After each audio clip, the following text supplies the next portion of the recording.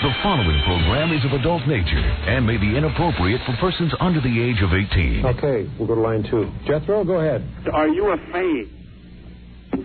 Well, another scintillating question on the Business Channel. I won't. Stuttering John with tennis legend Jimmy Connors. Hey, Jimmy, what did you do with the bag?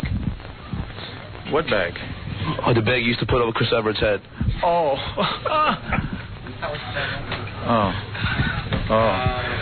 I think we better get to business here, what we have to take care of. But thank you very much. That's awfully nice. A million comedians out of work, and I got one here. So. What do you think of Howard Stern, Jim?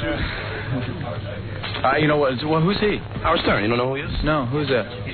He's like the biggest TV and radio star in the world. Oh, he is? Oh, well, he must be something. Jimmy, we're talking about. Are you going to be in the opener? Which hand do you noob it with? Either hand, both hands. I just kind of throw them in there and get it going. So it's working. Jimmy was asking Martine before if she thought she would rather play on even terms. Do you think Ivan Lendl looks like Igor? Where'd you come from? I just want to know that. Why are you here badgering me like this? It's too early in the morning. If we cannot keep the questions to tennis-related match in the U.S. Open, I'm sorry. I'll be more tennis-oriented. Okay, thank you. That'd be very nice of you. What kind of impact do you think something like this would have compared to what happened 20 years ago? But I figure if I go out there and get stuck in the tournament and have a match or two to really get in there and play. If you win, will someone help you over the net? Absolutely. And I want you there to do that. You'd be my first choice. Tennis is no longer a country club game. When I came into the game, that left. That's the way I look at it. Yeah. Well, but that's the way I look at it. Right. Do you think Agassi has a hair weave? For those of you who are going out to the draw, the cards are here. Oh, yeah, I want all my freaks in effect up here.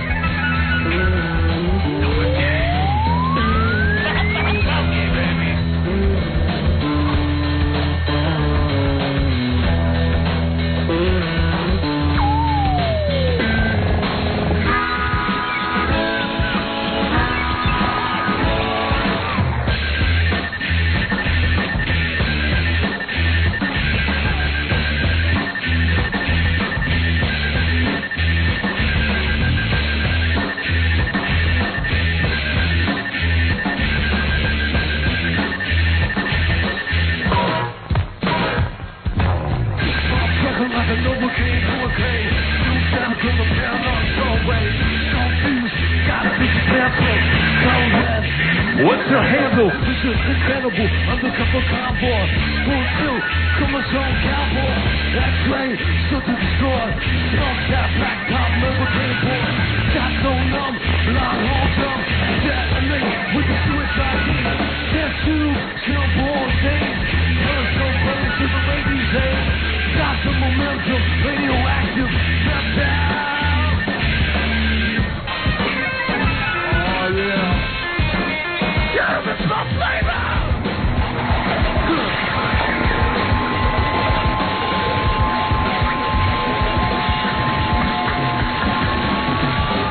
Every time for the operation, full stack drums and innovation.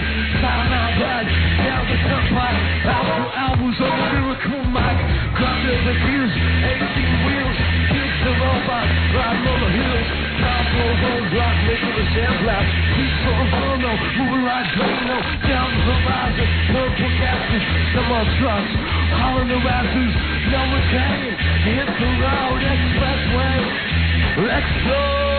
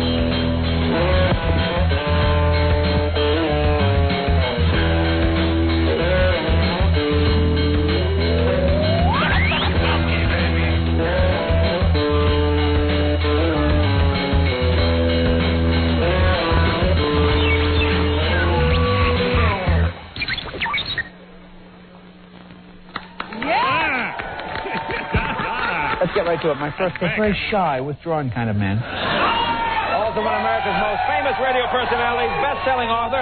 This is his new book, Miss America, the fastest-selling book in American history. Say hello to Howard Stern, ladies and gentlemen. Yeah. Thank you, Jay. Your ideal. What the hell is going on here? What did they do to my microphone?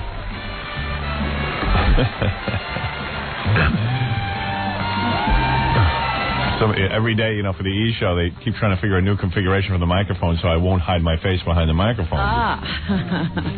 This one's maybe the worst. Look at that. But they got to understand, I got to use this microphone to talk into. See? It's not a prop. Yeah, I mean, it's actually got a use. All right. Maybe I should just take the break here and not get too carried away with what I got to say. And fix your microphone. And fix my microphone. All right, we'll take a break. We'll come right back and start the show for you. We'll return to the Howard Stern Show after these messages. 97.1, The Eagle. 6:11 at the Eagle. This is Brad Baxter. Eagle. It's 6:18 at 97.1, The Eagle. All right. Marilyn Manson. Howard Stern Show. Marilyn Manson from the Private Parts soundtrack going on sale the 25th, whatever day that is. Monday? Tuesday? Next week sometime. Finally, something we can put our hands on. Is like a suicide. Sucker, sucker, suck. It's pretty good. I was listening to it yesterday. I was at a photo shoot, and I had the Private Parts soundtrack. Oh, did you have the soundtrack blaring while you posed? While I posed, yeah. It was pretty cool. You know? Do you think you are a model? Yeah. I always have music on when I pose. Always. And a fan blower. Yeah. I had a fan blower. Sure. You gotta do all that crap. Why do you think models do that? I mean, you look cool doing that. I'm always trying to look cool, you know. Like the photographers always say to me, you know, can you give me some goofy smiles and stuff? And I go, no, because I know that's the one you're going to use. You know? You want to be handsome. Well, yeah. I mean, you know, you see a picture in the paper, you don't want to be like Weird Al Yankovic. You know, like the soupy sales face. Yeah. With the mouth open and, you know, posing. Or the Three Stooges, you know, with that wide-eyed, goofy look. Yeah, I said, you know, disc jockeys are goofy enough. I don't need to, you know, think about the guys. You're trying to get out of that image. Think about the highly photographed disc jockeys. Rush Limbaugh. I mean, you know, like it's about time there was a cool-looking disc jockey. You know, one that posed and didn't look like he was, like, off his, you know, like in a straitjacket or anything. Right, ready to be carted away. Yeah, you know, certainly trying to upgrade, class up. Industry. I mean, here we've made a movie that is, by most... not most, by all press saying it's a great movie. We're going to go be in a magazine with a goofy grin. And then if you don't get to see the pictures after they're shot, you're like, uh-oh, what did I do? I just had my legs spread and my mouth wide open. Probably look like a gay pornographer. So, had a busy day again yesterday. I'm a little woozy. I got off the show, did about 2 or 3 interviews. Then I went over and did a photo session with about 2 different people and got back to my room, and I was on the phone with the great Rob Zombie, who is my partner in music now. We've formed a supergroup. Rob and I were talking about doing an album together. Is that right? Yeah. He's losing it. Yeah, he's very thrilled with the way our song came out. And then, of course, Rob and I were, this is horrible. We love our song together, and we want to make a rock video for MTV, and the record company's ready to pay for it because they want a video. Yeah, but I literally do not have a free... Did you really look at your calendar? Oh, yeah. I went through it. I mean, literally don't have a free day or a free 45 minutes. Oh, boy. Well, you can make it after... Yeah, like I was even talking with Saturday Night Live because I was thinking of appearing on there this Saturday night. I said, well, I have 45 minutes to rehearse because they said, well, we need to block out from 9 hours. I go, 9 hours. Here's the deal. You got 45. No. You got 45 minutes. I said 9 hours for that crap. You're not doing the whole show. No, so I don't even know that I'm doing anything because the last night they were faxing scripts and I fell asleep. Oh dear! You didn't even get to look at them? I looked at some of them. Yeah. So. I don't know. I was like, you know. So when are you going to make that decision? I don't know. I'll talk to you about it during the commercial, as a matter of fact. I'll tell you some ideas. Yeah. Well, I have ideas. They have ideas. They've been very, actually, nice. It's been promoted, you know. What? It's been promoted. They're talking I about can't hear it? you. Let me talking to you, Mike. It's been. Wow. Oh, wait. I'm sorry. Go ahead. Yeah? It's been promoted. Oh, yeah? By who? On Channel 4. Really? That I'm going to be on there? Uh-oh. Because what's coming up this week? it doesn't mean I'm going to be on there, though. I might not be on. I mean, I got to... you know, sometimes it's a live show. Things happen. We have enough ideas circulating, though, that I think one of them will pop up, probably. But I'm never sure. You know what I mean? Because, like, I even said to this woman last... I was talking to Lorne Michaels the night before. We were on the phone, and he's actually a pretty nice guy. He had heard some real good things about the movie because he was at some fancy schmancy party with Sherry Lansing. Mm-hmm. And she's the president of Paramount, and all she does is talk about the movie. And I know that's true because she's really high on it. So I told Sherry, I said, you know, if the movie doesn't do well, I'm blaming you because we got a great movie. The press loves it. That means you guys don't have marketing for crap. So the pressure's on you. It won't be your fault. It won't be my fault. I turned in a great movie. That was your job. I gave you... Seriously, I can't do anymore. That's it. So now it's in your hands. Market the goddamn thing. They're supposed to sell it. Right. So go ahead. Sell. I tossed her the hot potato. I said, let's see what you guys do now. I'm out of it. So then I was talking to Rob Zombie, and we were talking about... Because Rob has a really cool idea for a rock video. And I want to shoot it. I just don't know how the hell I would do it at this point. Would it be better if you tried to do it here as opposed to go to Los Angeles? It would always be here. That's not even a question. Right, that's not even a question. I wouldn't be able to shoot it for another... So here you don't even have 45 minutes. Right, I wouldn't even be able to shoot it for another 2 weeks. So, you know, which maybe we'll do it then, I don't know. But then also, you know, at the movie premiere, Rob and I will be performing. Right. So Rob says to me, you know, we got to have rehearsal, you know, for our group. So I said, well, come on. The soundtrack album's coming out in a couple of days, and Rob and I are going to be performing live. We've never actually performed live. We did it all in the studio. Somebody can't handle that I'm in a group? I'm just wondering, never mind. I got a hit song on my hands. Here, hey, by the way, I've got the edit version. Oh, good. You want to hear the whole thing? Sure. Do you really? Because maybe that's a stupid thing. Maybe I should wait till the album's out in the stores. Oh, here we go again. All right. Everybody wants to hear it. All right. Oh, yeah. Shut up, crackhead Bob. Now, did you record two versions? No. What they do is the word mother effer. It's hey, mother effer, but they took the effer out. Okay. They had to. You can't play it on radio otherwise. Oh, they do a weird... Sometimes you kind of hear a word, but who knows... It's electronically garbled or something. Yeah. And the first time Rob made an edit, it still sounded like mother effer. I go, Rob, it sounds like mother... All you took out is the U. He goes, isn't that enough? I go, no. You got to take out a couple of letters. I can't play that on the radio. You got to understand, no one else will be able to. He's like, well, why not, man? Everybody uses that word. I go, Rob. Wake up. Wake up. Coffee. Do you know what country you're in? Yeah. I was thinking, I said to Rob, maybe when we do the rehearsal for the premiere, we could tape the video. Well, yeah, there you go. Combine some things. Yeah. So, I don't know. But Rob has this really cool concept for a video. It would really kind of be a shame not to be able to do it.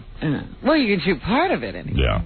Well, at least MTV can play our live version. Yeah, it'll be the live video. Yeah, the live version. Like when the Beatles were on Ed Sullivan. So Rob and I were, discussing putting out a whole album. Yeah. Because we're really on a roll. He feels musically we're bonded. He says this is his best work, so... But what did you have to do with the song? Well, I'm the inspiration, American Nightmare. He feels I am the American Nightmare. Yes, and what do you have to do with the song? As a matter of fact, it's called Call Me the American Nightmare, Call Me the American Dream, because to some people I'm the American Dream, free speech, all that kind of crap, a free thinker. And then to some people I'm the American Nightmare. I inspired it, and then, of course, when I was in the studio, my singing really got Rob rocking. So you're going to be his Garfunkel? In a sense, yeah. Okay, I don't mind that. I'm the Garfunkel of the group. Yeah, it's true. I just wanted to know what your your rule. Yeah, but if we do a super album for our super group, I would write some of the songs. Oh, sure. Yeah. I've seen you're writing a song. Well, so what if I make Charles Manson look like Ernest Hemingway? I just, you know, I have my own music I need to get out there. I told Rob, I have to have my own songs. I'm like George Harrison. Right. I have to have my 2 songs. There you go. But Rob's cool. He don't care. They'll take yours and throw them away. Yeah, soup them up. Make them hardly identifiable. No, but... No, Ringo, sing this. He likes working with me because there's no fighting. I'm like, okay. Well, yeah, you go along with anything. Yeah, he says, like, everyone in White Zombie's a pain in the ass. He said, they have ideas of their own. Yeah, with me, I walk in the studio, I'm like, what are we doing? You're like a blank canvas. In fact, when we recorded this song, Rob just stood next to me and pointed where I was supposed to sing. And I just now, is he going to have to do that? Well, here was the discussion. I said, Rob, let me understand something. What? Why? I got to memorize this song? I mean, What, your Franks are not good? Yeah, I said, what is this? He says, well, that's sort of the idea. This is the phone conversation. Oh, where's my megaphone? I can do the whole phone conversation where I go, hey, hey, Rob, how you doing? Hey, Howard. He didn't feed back. Hey, Howard. And then I go, Rob, so let's talk about the premiere, the movie premiere, and us performing live. He goes, well, that's why I was kind of calling, because I heard you were backing out. I go, who told you that? That was just a rumor I heard. I said, backing out? I can't wait to perform the song live. I don't know who's feeding you this information. Who told you that? Yeah, who told you that? Who told you that? All right. So good. I'm glad we're going to do it. Yeah, me too. All right, so then I said, Rob, now, let me get this straight. To perform it. To perform it, like, what do we have to do? Like, sing? And he goes, well, yeah. And I said, well, and I got to memorize the words to the song? That would help. I was like, you're kidding. I said, he says, well, I could get you a teleprompter. But that's not cool. Yeah, I said, well, that's not cool, is it? He goes, not exactly. I said, well, how am I supposed to... Are you going to try that taping the lyrics to the floor again? No, I don't want to do that. I really want to learn it. So I said, well, Rob, what do you do to prepare for rehearsal and everything? And he goes, just listen to the song over and over again. I said, yeah, but that doesn't help me. I can listen to it 900 times. I still don't know the words. So I got to write down the words and memorize them. They're not in the sleeve there? No, screw that. We don't want people getting hung up. You know what I mean? I want them to enjoy the words and music. I might just carve the words on Rob's chest in blood so I can read it up there. They'll be written somewhere. I don't know. I might end up working off teleprompter just because you know how bad I am with memorizing stuff. Well, but is Rob going to have to point to you? Yeah. I said, so Rob, like when we were in the studio, can you point to me and tell me when to sing? He goes, oh, man. Hookah. Now. Now, Howard. You're worse than Garfunkel. Call me the American Dream. Howard. Hoofa. He'll have to kick you. Yeah. Smack you in the back of the head. I guess I could play this. So this album is going to be released on the 25th. And I understand there's a couple of things going on. They made like, they actually took the regular cover is me standing there like that, like that over there. And then there's like 3 other covers, but those covers are very rare. They only put out a couple of them. Well, how do you find those? They'll be in the record store. If you get them, you grab them up. I see. Because it'll be rare. If you're into collecting crap. Yeah. And then also, one of the CDs will have a certificate for a 14-karat gold CD. There's only one. We have one of them made. It's solid gold. Really? It's worth a fortune. Will it play? I don't know if it plays or not. It's worth money. Moolah. It's a solid gold, like made from solid gold. Wow. Hey, wait, I got a press release on it. It's a hype. 1 grand prize golden ticket. Let's see. Okay.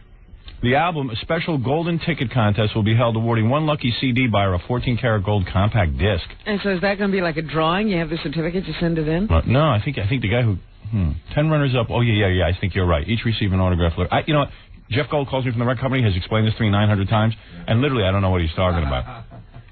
10 runners up will each receive an autographed lyric sheet from Tortured Man. That's while we were writing the lyrics, me, Jackie, and Fred. I just scribbled my name on it and stuff, so we had official lyric sheets. I see. The original lyric sheets. From Howard Stern, Dust Brothers collaboration. One wrote 10 runners. They want to make a video out of that one, too. The one where I do Tortured Man. Well, you certainly don't have time for several videos. No. I mean, I don't know what to do. What is it? It's Baba Booey. He knows more about this stuff than I do. You'll get the person that wins the 14-karat gold disc. It's not actually in It's not actually in the case. What happens is you get a certificate, and then according to this, it'll be delivered to the winner's front door via armored truck. Yeah. So you'll pick up a CD at the store, and it'll be empty? No, with the CD will be this thing that says, "Hey, dude, you won." Certificate. You won. It's like Willy Wonka. Yeah, right. Willy Wonka and the Chocolate Factory. How was it like that? Because you get that. I never saw Willy Wonka. Who wanted to watch that? You got You're the only guy who watched it. You got a chocolate bar. It had a special certificate in it, and if you got it, you got to visit the factory. That was a big prize. Oh, really? Baba Booey. Baba Booey. Oh, I didn't know that. Is that what the movie's about? Yeah. Oh, Baba Booey. 5 people get to go visit the factory. As soon as I see Willy Wonka, I switch to Baba Booey. I got Willy Wonka. Willy Wonka. My kids won't even watch that. Grand prize winner was a one-of-a-kind 40-karat gold compact disc designed exclusively for this. The priceless disc has the exact dimensions of a standard full-length CD and weighs 7 ounces of solid gold. Wow. What's a thing like that worth? What is gold an ounce now? Isn't it like $400 or $500 an ounce? Yeah. Really? A couple of grand. It's $3,500. Yeah. $400 or $500 an ounce? Isn't it? Yeah. I don't know. I don't check gold prices. Plus, it's one of a kind, so it becomes... Yeah, it's just valuable. Right. It'll be delivered to the winner's front door via armored truck. Oh, I hope I get it. The 10 remaining golden ticket holders will receive an original lyrics from Tortured Man. Each lyric sheet autographed by Howard Stern, Fred Norris, Jackie Jokeman Martling. Suppose I go out and buy it and actually get it. Go ahead. You win. I mean, well, you got to send in, I guess... It's a fix. No, if you buy it and get it, I mean, that's but cool. Everybody would say it was a fix. Doesn't matter. So let them say. Who cares what they say? I'm going to buy a few. I really am. I hope I win. I would love that. I would love that as a memento. Sure. So then you'll get calls from the guy trying to sell it to you. Yeah. So you want to hear the whole song? Yeah. Man, maybe I'll do that. I'll wait a while. Let's take a few phone calls. Oh, you can't play it twice. What is it? It explode after you play it? I don't know how I feel about playing it yet. You know, I'm an artist. This is a very big moment for me. Oh, dear, it's my super group. Oh, dear, oh, dear. You know how long I waited to record with Rob Zombie, my hero? When I was in the studio with Rob, I was swooning. You know, we don't want to have to deal with your craziness. Just put the damn record You want to on. hear it? Yes. Right. It's really good. Okay, here we go. I'm very uptight. Right, here we go. This is my music I'm putting out there for the masses. You got to admit, when I played this for the guys from Aerosmith the other day, they were a little freaked out. Yes, they were. But we could only play them the intro. Because you know why they were freaking out? Because my song was rocking. It was very much so. I think they were expecting some junk. I know. I think they thought it would be a novelty record. All these other bands, man. They envy my music. Now, don't get carried away. All right. Well, I'm part of it. You're Garfunkel. I'm singing. What a track that is. I could hear that 900 friggin' times and never get tired of it. Does that thing rock or what? Oh, yeah. The guy's name who was in the studio with me and Rob is Charlie Clouser. Okay. So it's just Rob and Charlie making all that? Yeah. Wow. And they use musicians and stuff, but I know that it basically it's Rob and Charlie doing, masterminding that whole thing. And then Rob and I have a whole band we put together that will be performing live that night at the premiere. Well, there's a lot of times where you'll just be standing around in that song. That's what I was listening to. Like, what are you going to do when you're standing there on stage? I'll be just like rocking and looking cool. It is a duet. No, don't air guitar. No, don't worry. You think I'm going to air guitar? I'm going to do kind of like a Trent Reznor 9 Inch Nails thing. Okay. That's my style. That's new. I'll be like, new style. I'll be doing that. Rob thinks we should slaughter a few babies while we do the song, but or make love to a dead woman with a headless woman. A headless dead woman. Making love to a headless body. You love that? Hey, Baba Booey. Since you're talking about performing, this actually brings up another issue I was going to talk about later. When we go to Los Angeles, doing the show there in a couple of weeks. Yes. The Dust Brothers are coming on. I might do my song live there. I want to know, are you up for doing your song live during But the I need show? to perform it in front of people. Well, there'll be like 500 people at the will they? broadcast. Oh, okay, cool. But you're okay with that? Yeah, I would perform, sure. Absolutely, I love performing. I don't want to play that song until the album is actually in the stores. Do I need to set up some sort of rehearsal time for the Dust Brothers? You and the Dust Brothers? Nah, I can do that one. He can wing it. He's like Perry Como now. Yeah, I've recorded that. I'm very comfortable with that song. Okay. I just don't want to disappoint Rob. That's why I'm doing rehearsal. Rob needs the rehearsal more than I do. You know what I mean? You're a pro. Rob's the stickler here. He's the one that calling for it. Pro. You don't need rehearsal. I didn't call for rehearsal time. He did. He's the one who's calling me for it. I think Rob's a little nervous. He needs some rehearsal time. Right. Yeah. He's probably thinking, I don't know what I'm doing up there. I think he's right. Yeah. Hey, Rob, if you're listening, get me the teleprompter, will you, pal? I mean, really. Let's not leave anything to chance. And put a big H next to my line. Right. Right. In fact, only put his lines on. No. I need to know. I need to have them all. You do? Yeah. I need to know where to come in. Well, it'll pop up when it's time for you to come in. Yeah. Yeah, all of a sudden it'll pop up. No, I'm not leaving it to chance. Hey. Hi. This is Yolare. Yes. Whoa. Cantade. Yolare? Yolare. Jolar. Jolar? From the planet Neeps Nops? That's good. Welcome to our planet. What's your name? Jolar. Jolar. Is that like Jor-El? Like Joanne or Joe anything else? Jolar. Where'd that come from? Are you of black descent? No. Is that a combination of somebody's name or something? Yes. What is that? I think it's Polish. Joe and Laura. Oh, so your mom and dad combined their names to name you? Jolar. How do you spell that? Jolaure. Jolar. And you're not a black woman? No. Wow. You just got goofy parents. Yeah. You sure your parents were in part black? A lot of black people. Descent. They're everybody's Oh, black. Italian descent. Oh, that's part black. Everybody's black if you're Italian. Jolar. But that's two wacky people who are like, they want to junior somebody, so they just combine their names. Do you have a brother named Larjo?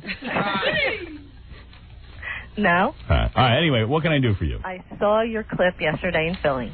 In the bus? It wasn't in a bus in Philly. You saw the movie clip? And Where did you see it? in Philadelphia. Where? At Sidney Rosen Jeweler. What? Where? What is she talking about? Sidney Rosen Jeweler. Were you showing the movie? Yes, it was a promotion. Each location showing the film. What is this, Gary? What is? Not every city has a bus. What does she They have? have I think Philadelphia has a van. Oh. And they might have brought You go into a van and watch the movie? Exactly. You're going to the Volkswagen. Way to go, Philly. What is that, on a little TV screen? Yeah, way to go, WYSP.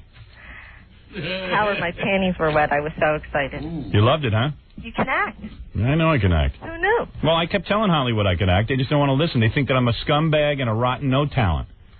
I might be a scumbag, but I'm not a rotten no talent. You aren't. You were so comfortable on the screen with the other actors. I'm more comfortable on the screen than I am off. That's the problem in my life. I'm a lonely man.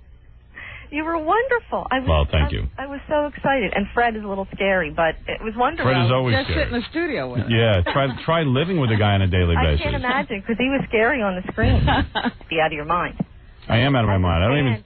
As a fan, I was out of my mind. No wonder why you can't sleep. I just wish they released the movie today. It has to be. At least they're releasing the soundtrack on It Monday. would be a help to you and your health.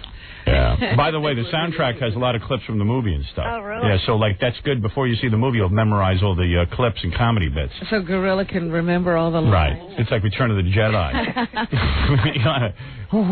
I want to memorize. I know all the dialogue. Yeah, I know all the dialogue before I go into the movie.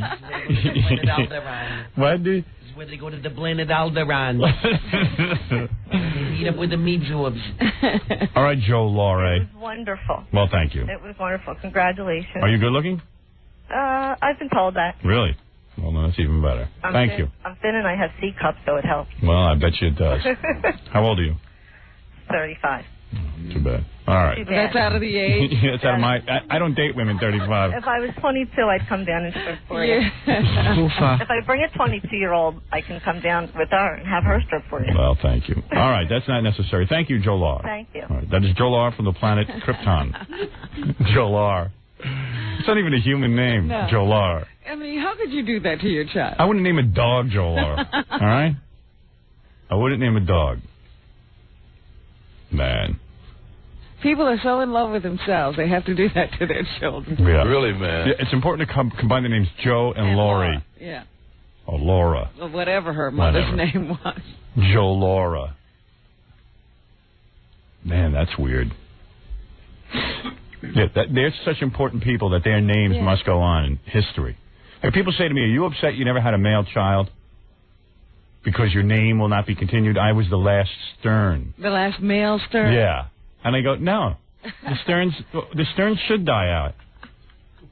I should be the last Stern. I think it's an honor to be the last Stern, and then they're all gone. We should go into oblivion. Extinction. There's nothing genetically reasonable that the name Stern. You know, there's nothing great in the Stern. Well, your genetics are going to go on. Yeah, well, yeah, but then my daughters will mate, and they will mate with, But the name will disappear. The genetics will stay. The genetics won't be mixed into the gene pool. But it's enough already. Enough Sterns. That's all. Am I upset that this It's time to end. Yeah, as if the Stern name needs to go on. Like the world's going to miss it. Well, but it's very funny because these average people are really into that. You know, they have nothing to distinguish themselves. They've done nothing for the world. Yeah, and then they go, Joe and Laura need to go on. Oh, my God. The guy who created the polio vaccine. He doesn't even have a junior. No. Yeah, but I remember next door to me, there was this Italian family had 15 kids. They had to have everyone be a junior. Right. And none of them distinguished themselves, of course. You always think, wow.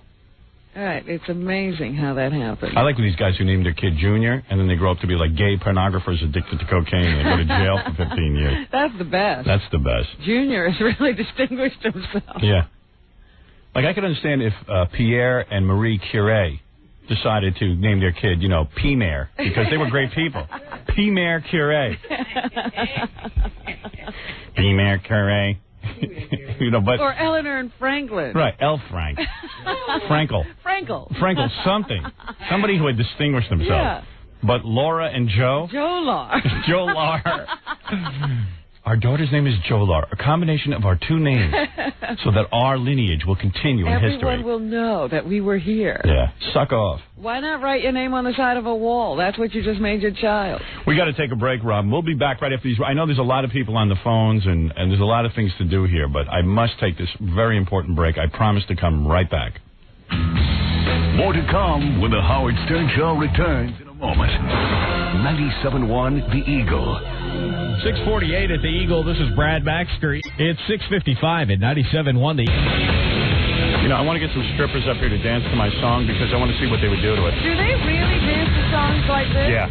Yeah. Oh, yeah. They shake their booty. Because I can hear dancing to I Would Die For You. Yeah, well, that's like a slow dance. This is like this kind of stuff. They really go wild. Is that right? Oh, yeah. They rub themselves and... I just want to see girls dance to it. Well, you should get a couple of poles. Yeah. Can you mount some of those poles in here? Yeah. And a runway or something? And have people dance to both of them, Hard Charger and that. Hey, Gary, we got any Scores girls here? See, you don't? No Scores girls coming in today from the bus? They might be sending somebody up, but not yet. They're not in yet. Oh, yeah? You mean later they might be? Yeah. Oh. Because we don't have a post, but I could be the post. I'll just stand there. I can see somebody swinging themselves from you. I don't mind volunteering for that detail. Yeah. If you see any girls who know how to dance, even some of our interns, where's Beth? She knows how to dance. The only female we have in the office today is Amy. Tell Amy to get in here and dance. Tell Amy to take off some clothes and dance. Amy was the one who turned up her eyelids. Right, that's her talent. Yeah. Yeah. See if you can find some broads who can dance. Okay. I want to see girls dance to this. Like stripper types. Amy's too pure. Amy's pure. Well, she's got a bunch of piercings. You never know what that is. I think it's just a girlish thing. You don't think it indicates anything? I hope not. Yeah, I don't even want to think about it. She's so sweet. All right, let me pop through a few phone calls, just because I know people call in early and they like to get on.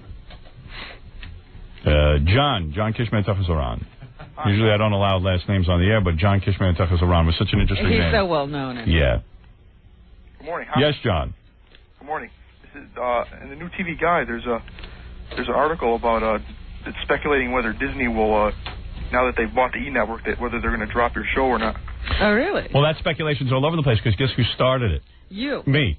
Listen to this. I get on the air and I go, hey, man, Disney's buying the E! channel, so they probably want to drop me. So everybody picked it up that they're going to drop me. But Disney has said they don't plan on any changes around my show. And why would they? I mean, they bought a channel. The only show that gets any ratings is my show. And I told you, I mean, personally, I never care if someone drops my show. I'll just go to another channel. In fact, ever since I started that rumor, my agent got calls from 5 different TV channels asking for the show. So yeah, they're all listed here. Oh, really? Comedy Central. Go ahead. VH1 and USA Network. More than that, I got 2 more they're called. And then there's a new CBS network. It's called Eye on People. They said they'd be a fool not to sign you. Yeah. The one I'm going with is Black Entertainment Television. You going on BET? I want to, yeah. I think I would be doing good there. I think black people like the show.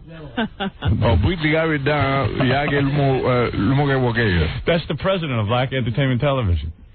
I had a meeting with him the other day. How did you know he was asking you to be on the program? Because I understand his language. That's Ebonics. I don't quite think he was saying, I want you on my station. Don't you know what a bugliaridar means? You can't speak it. I mean, settling dishes all over the place. Right. That guy's negotiating. Hey, Howard, if I can ask one question, is the premiere, is it going to be on MTV or is it going to be on the E! Network? MTV. It'll be on MTV? Okay. Thank you. Okay, thanks. Bye. It's going to be a musical extravaganza and party. What part of the premiere? Everything but the movie. Okay. All the celebrity guests coming. Are they coming to the party after? MTV will be there. E! will be there. Everyone will be there. E! will have a coverage of that. Okay. See. It's a very complicated situation. We have so many people covering. Right. I'm very affiliated with MTV and E! actually, on this. MTV will having a lot of coverage of the movie premiere and everything leading up to the movie, and also the exclusive rights to the videos that I've been producing. You mean they can't play your videos anywhere else? Where else do they play videos? Yeah, of course they can play. Yeah, but I just not exclusive, but it seems to me it's exclusive. I don't see anybody else playing them.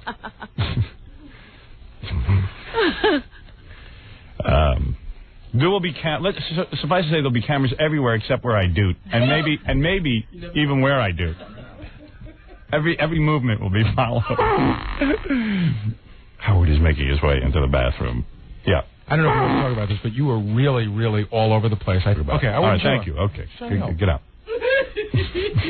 Get out. Do you ever have that feeling whenever you're trying to help, you're going to get into trouble? Yeah, except for the times I get yelled at during the break for not helping. I thought of saying something. I didn't yell. Yeah, I just said I didn't want to talk about it. All right. Could have gone either way. Could have gone right. Understood. Here I am to F up. Okay, Bob, get ready to yell.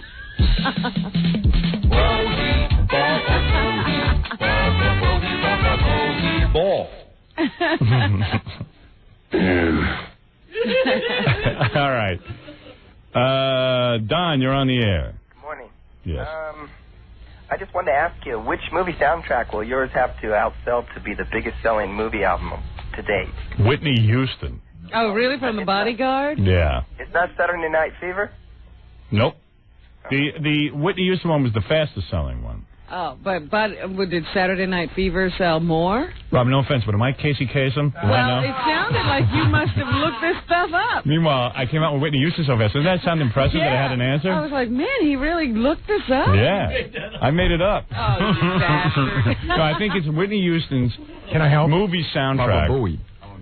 Okay, what is that, Baba Booey? Can I help? Go ahead. I always have a delay button if you heard it. It's Willy Wonka. Whitney Houston, The Bodyguard, was the fastest selling soundtrack in its first week. Right. Do you want the number, what it sold in a week? No. Okay. I don't care.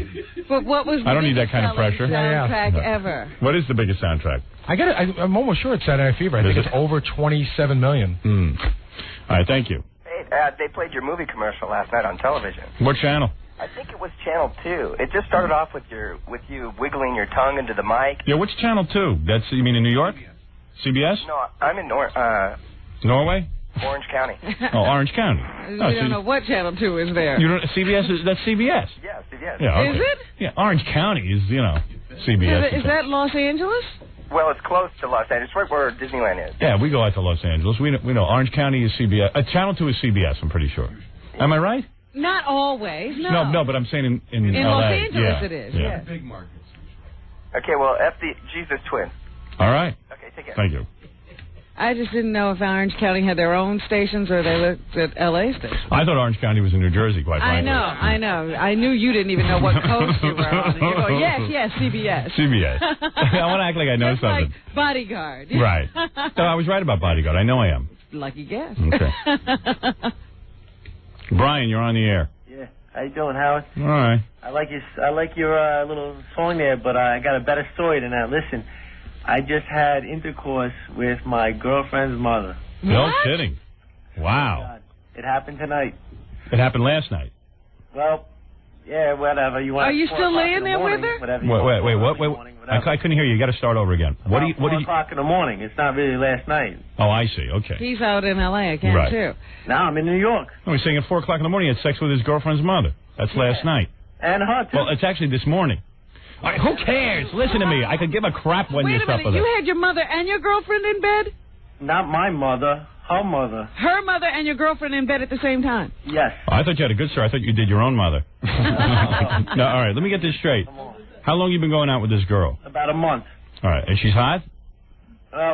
She's all right, but her mother's hotter than her. A lot of times that's true. How old is this girl you're going out with?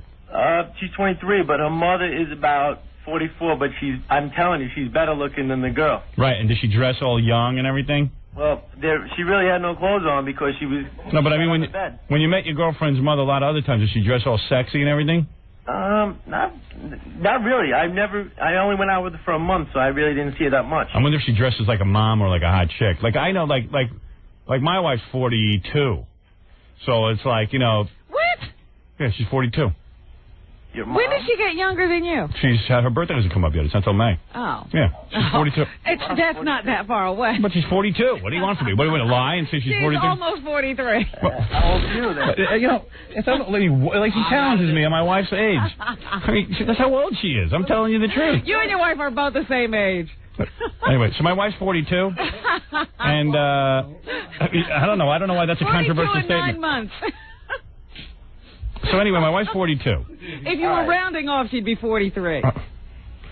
Well, why is that important to you? It's not. It's just go on. All right, my wife is 42, and she's like the oldest woman I ever slept with. But like she'll walk around trying to look all young and everything, you know. Like you know, she'll dress kind of young and wear some sweaters that are tight and everything, and try to wear the latest fashions.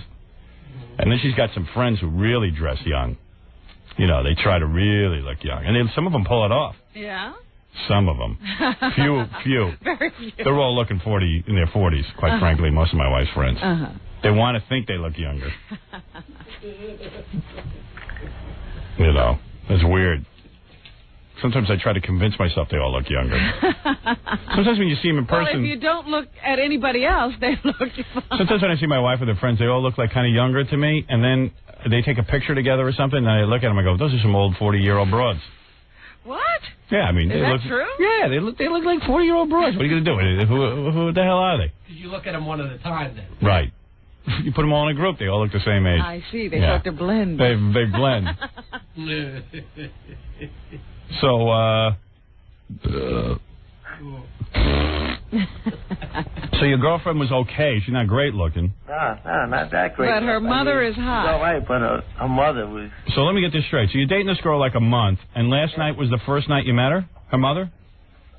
No, it just happened tonight. No, listen to me. I'm going to take it. You're almost retarded. I don't know how he got this done. He's so stupid. Yeah, were you a dumb guy? No, I'm all right, man. What did you ask me? I didn't hear you. All right, listen carefully when I ask you questions. I'm interested in your story.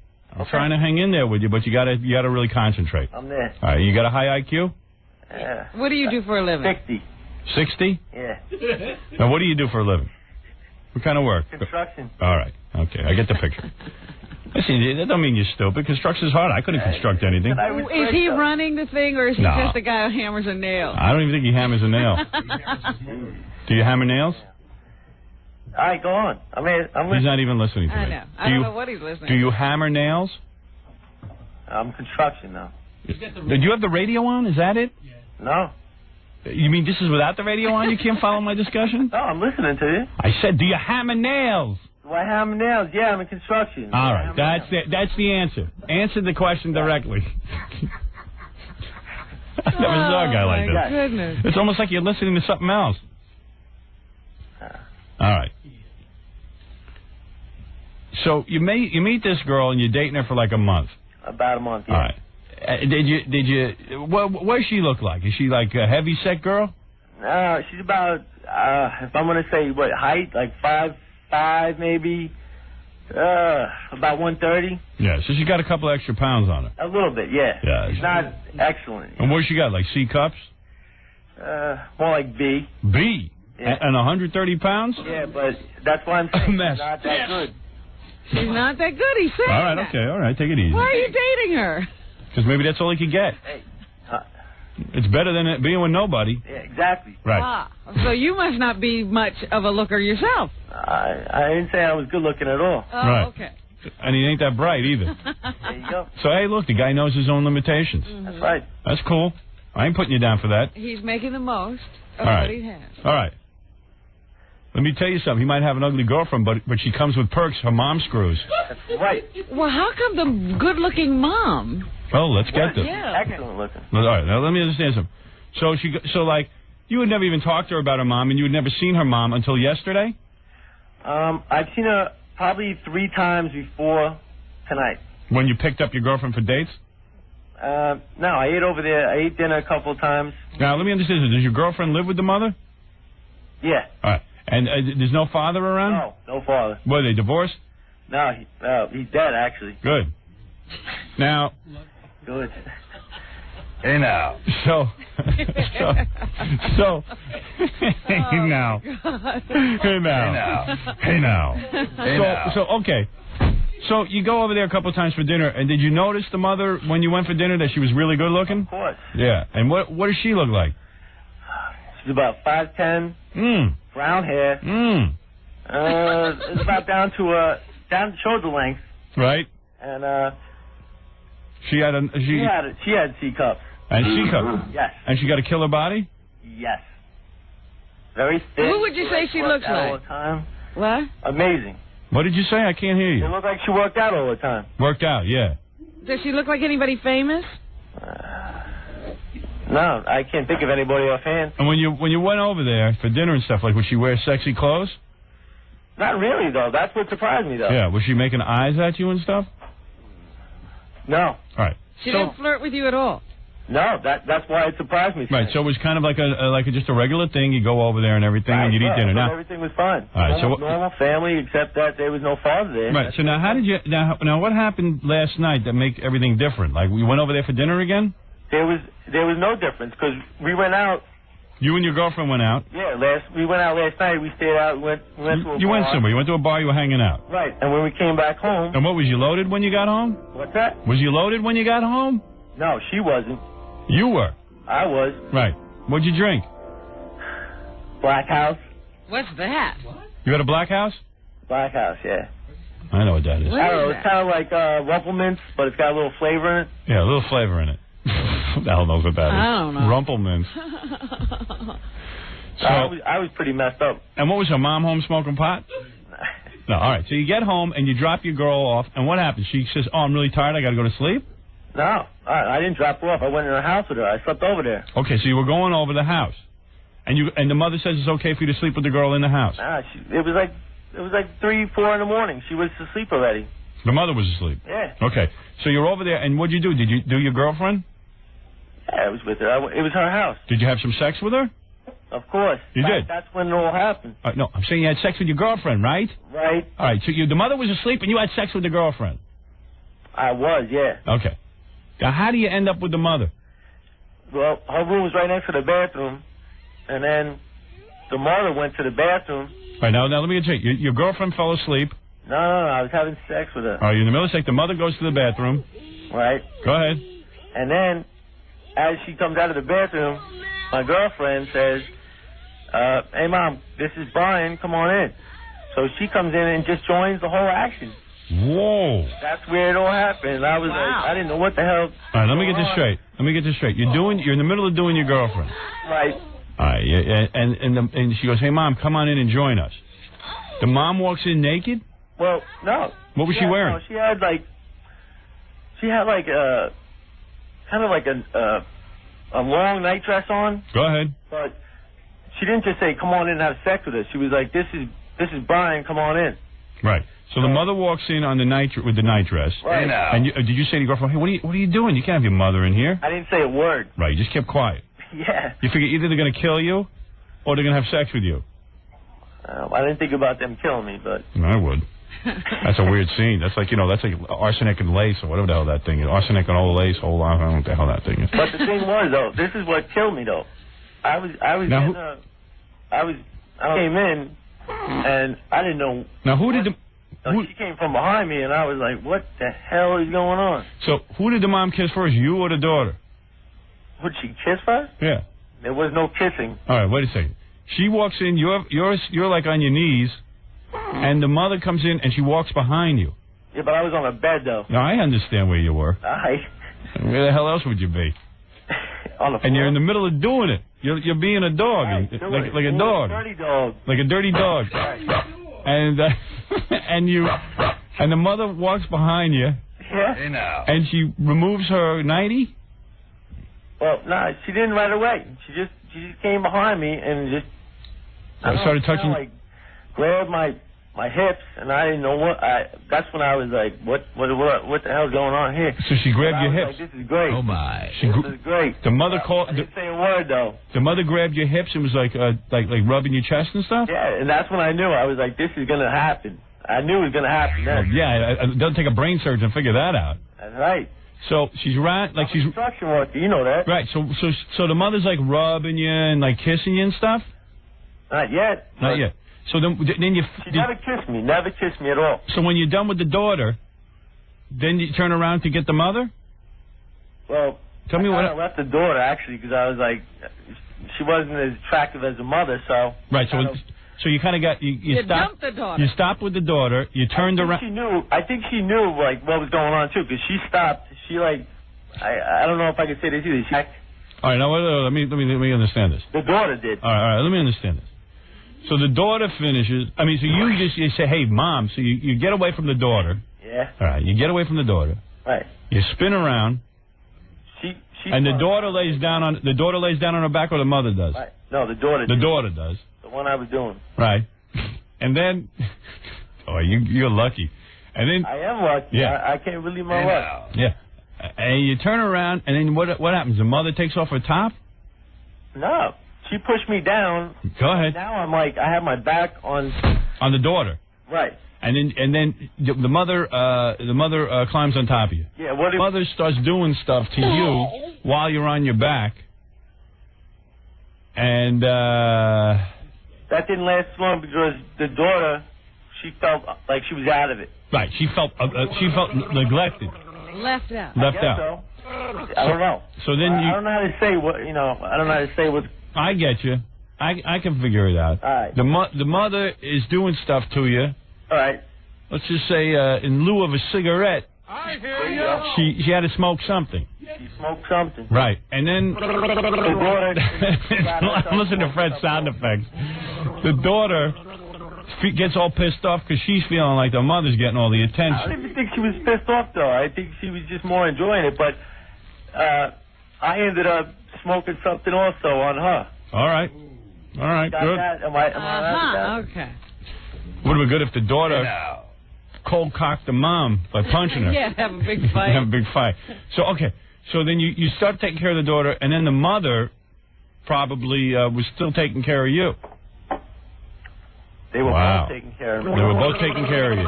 Right. Wow. So. And then you had sex with the mother? Well, that's what it led up to, but that point went on for about, I would say, like 3 minutes, because I ain't that long. Right. At 3 minutes, I would have been done already. I would say about, I thought I was going off, I was more shocked, I think, than anything. Right. But. So then you finished, let me just, I'll clean up your language. I'm sorry, I thought that was that's all right, you're a little dopey. So you finished. The mother. I know this happened. You're woozy. The mother finishes you. I'm so shaking here. All right. The mother finishes you off, and then I guess you all start talking, or what happens? You calm down for a while. Well, actually, no, because... You just keep going. No. She kind of calmed down. My girlfriend calmed down, but the mother... Was in heat. I don't know. You know, that's why I'm a little nervous also, because I didn't have a condom either. Oh. So she jumped on top of me. The mother. And, you know, started doing stuff to you. She wasn't smoking no more cigarettes, you know. Right. She went for the real thing. Yeah. Wow. So, I don't know, but... And how old are you? Older though, so I don't care. How old are you? 22. So you were ready to go right again. Thank you. Wait.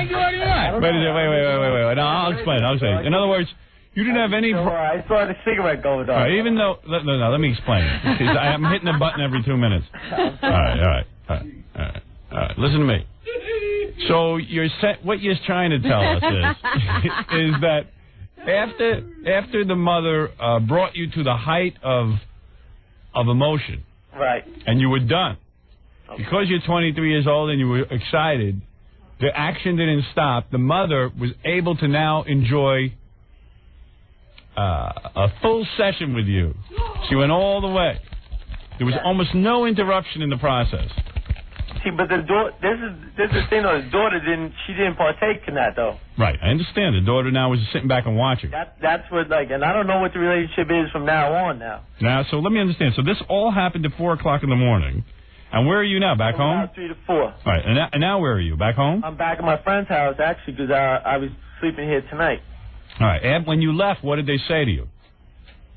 I didn't even talk to my girlfriend. I talked to her mother. You talked to the mother? I said, I guess I'll see you sometime. That's all I said, I swear.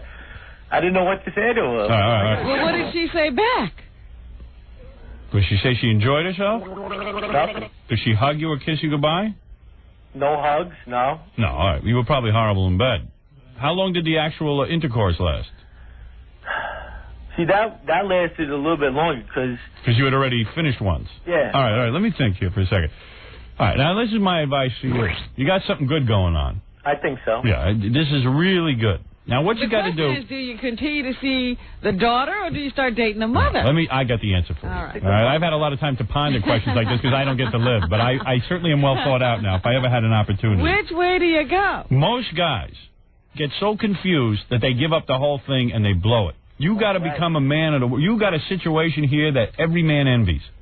You got a mother-daughter combo. That's harder than getting 2 lesbos in bed together. That's an unusual combo. That's the best. And the mother's hot, and the daughter's okay. She's a little bit of a pig, but she ain't that bad. Exactly. Right. But the mother's hotter than her. Right. All right, let me tell you what to do. First thing is, you see how you're getting all uptight? Like you don't know who you're supposed to go out with and everything? Yeah. It don't matter. Now, here's what you do. Well, how do you normally... Who does he call? I'll tell you. I'm going to tell you. Who do you normally get in touch with? The daughter, right?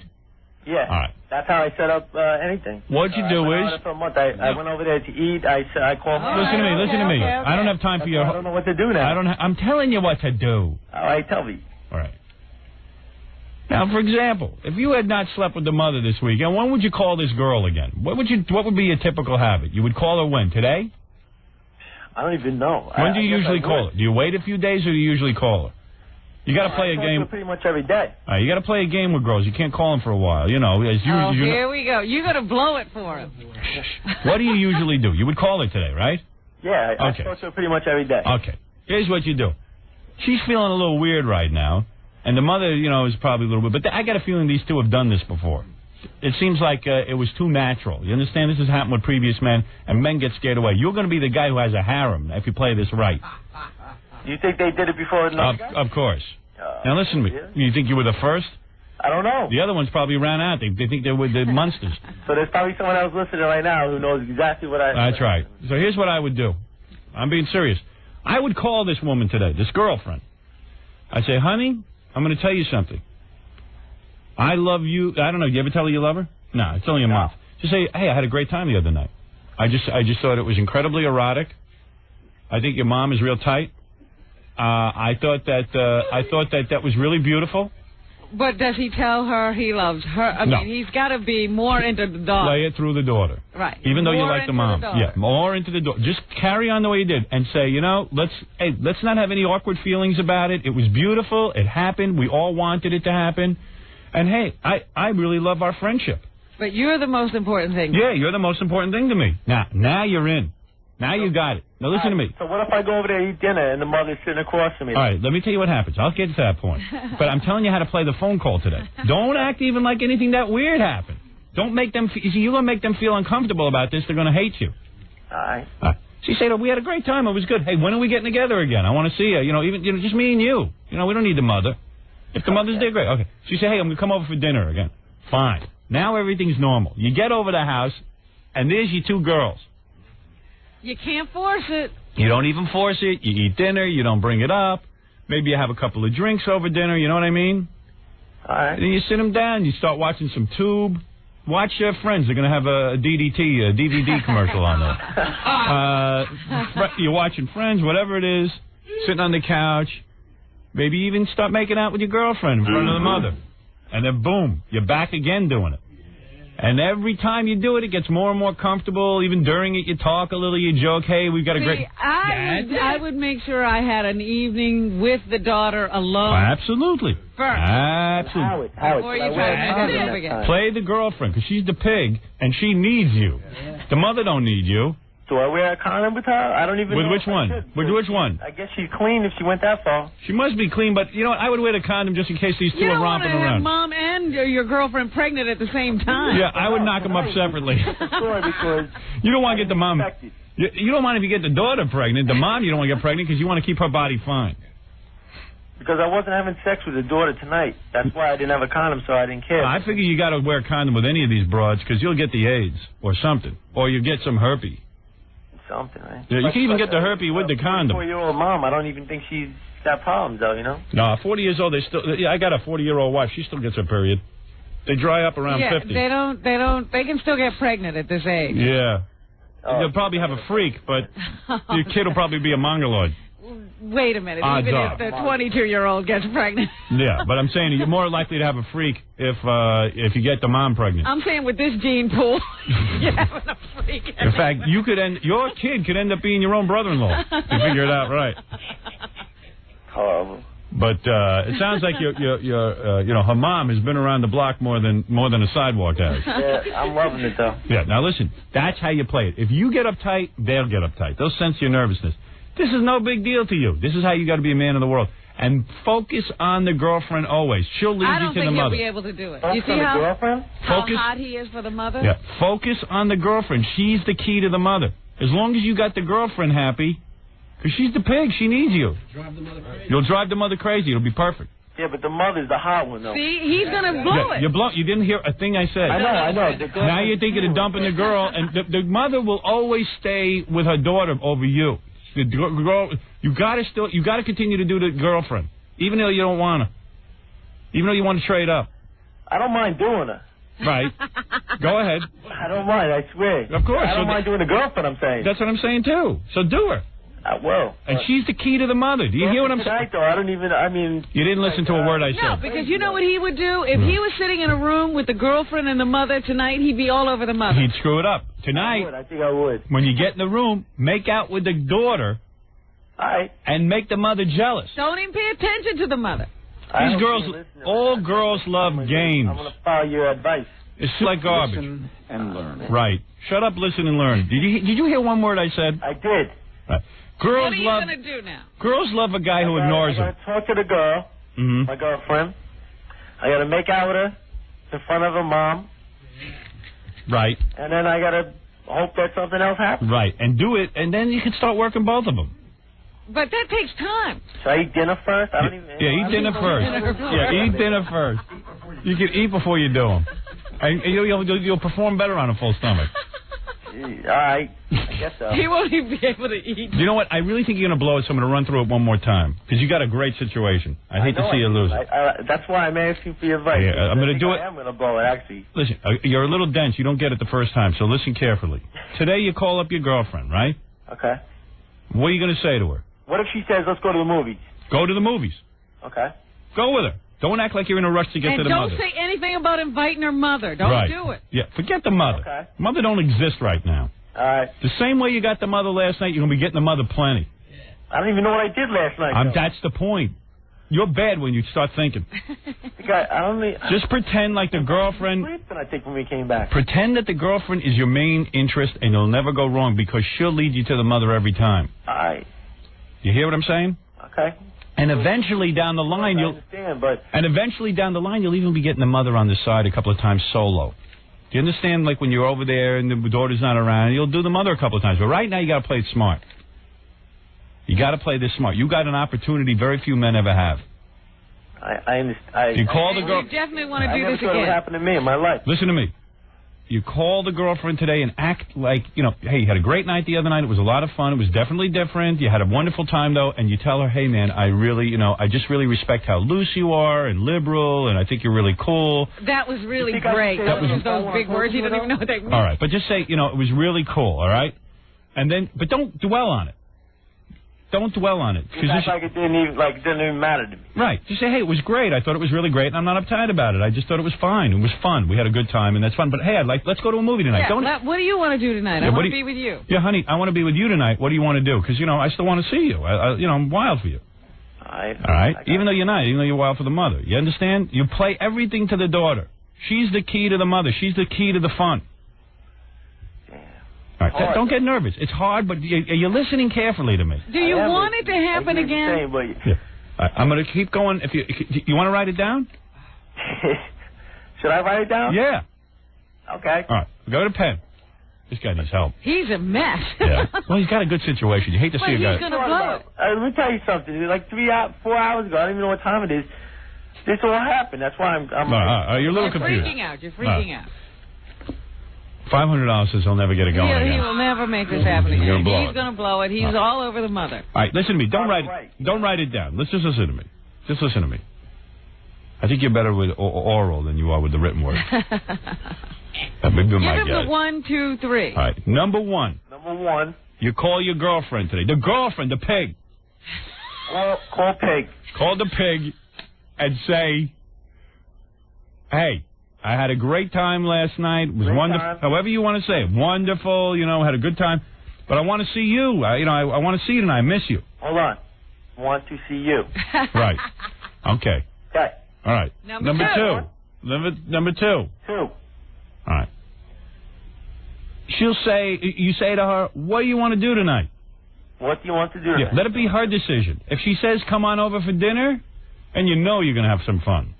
If she says she wants to go to a movie, go to a movie. You don't have to rush back to get the mother tonight. And be all over her at the movie. And at the movie, really be into her. What movie should I see, though? I don't care. It's up to her, right? Right. Whatever she says, I say goes, right? Yeah. Yeah. Fine. Okay.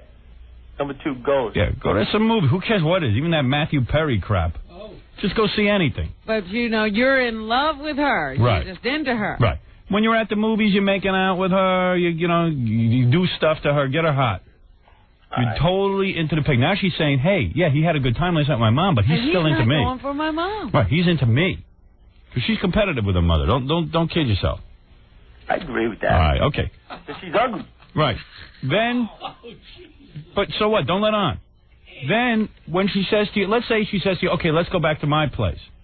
Or whatever time, let's say that's the end of the date. You're done with the movie. So you don't get the mother tonight. You just got the pig a little bit. You don't even have to do the pig. You're just kissing her. All right? Okay. All right.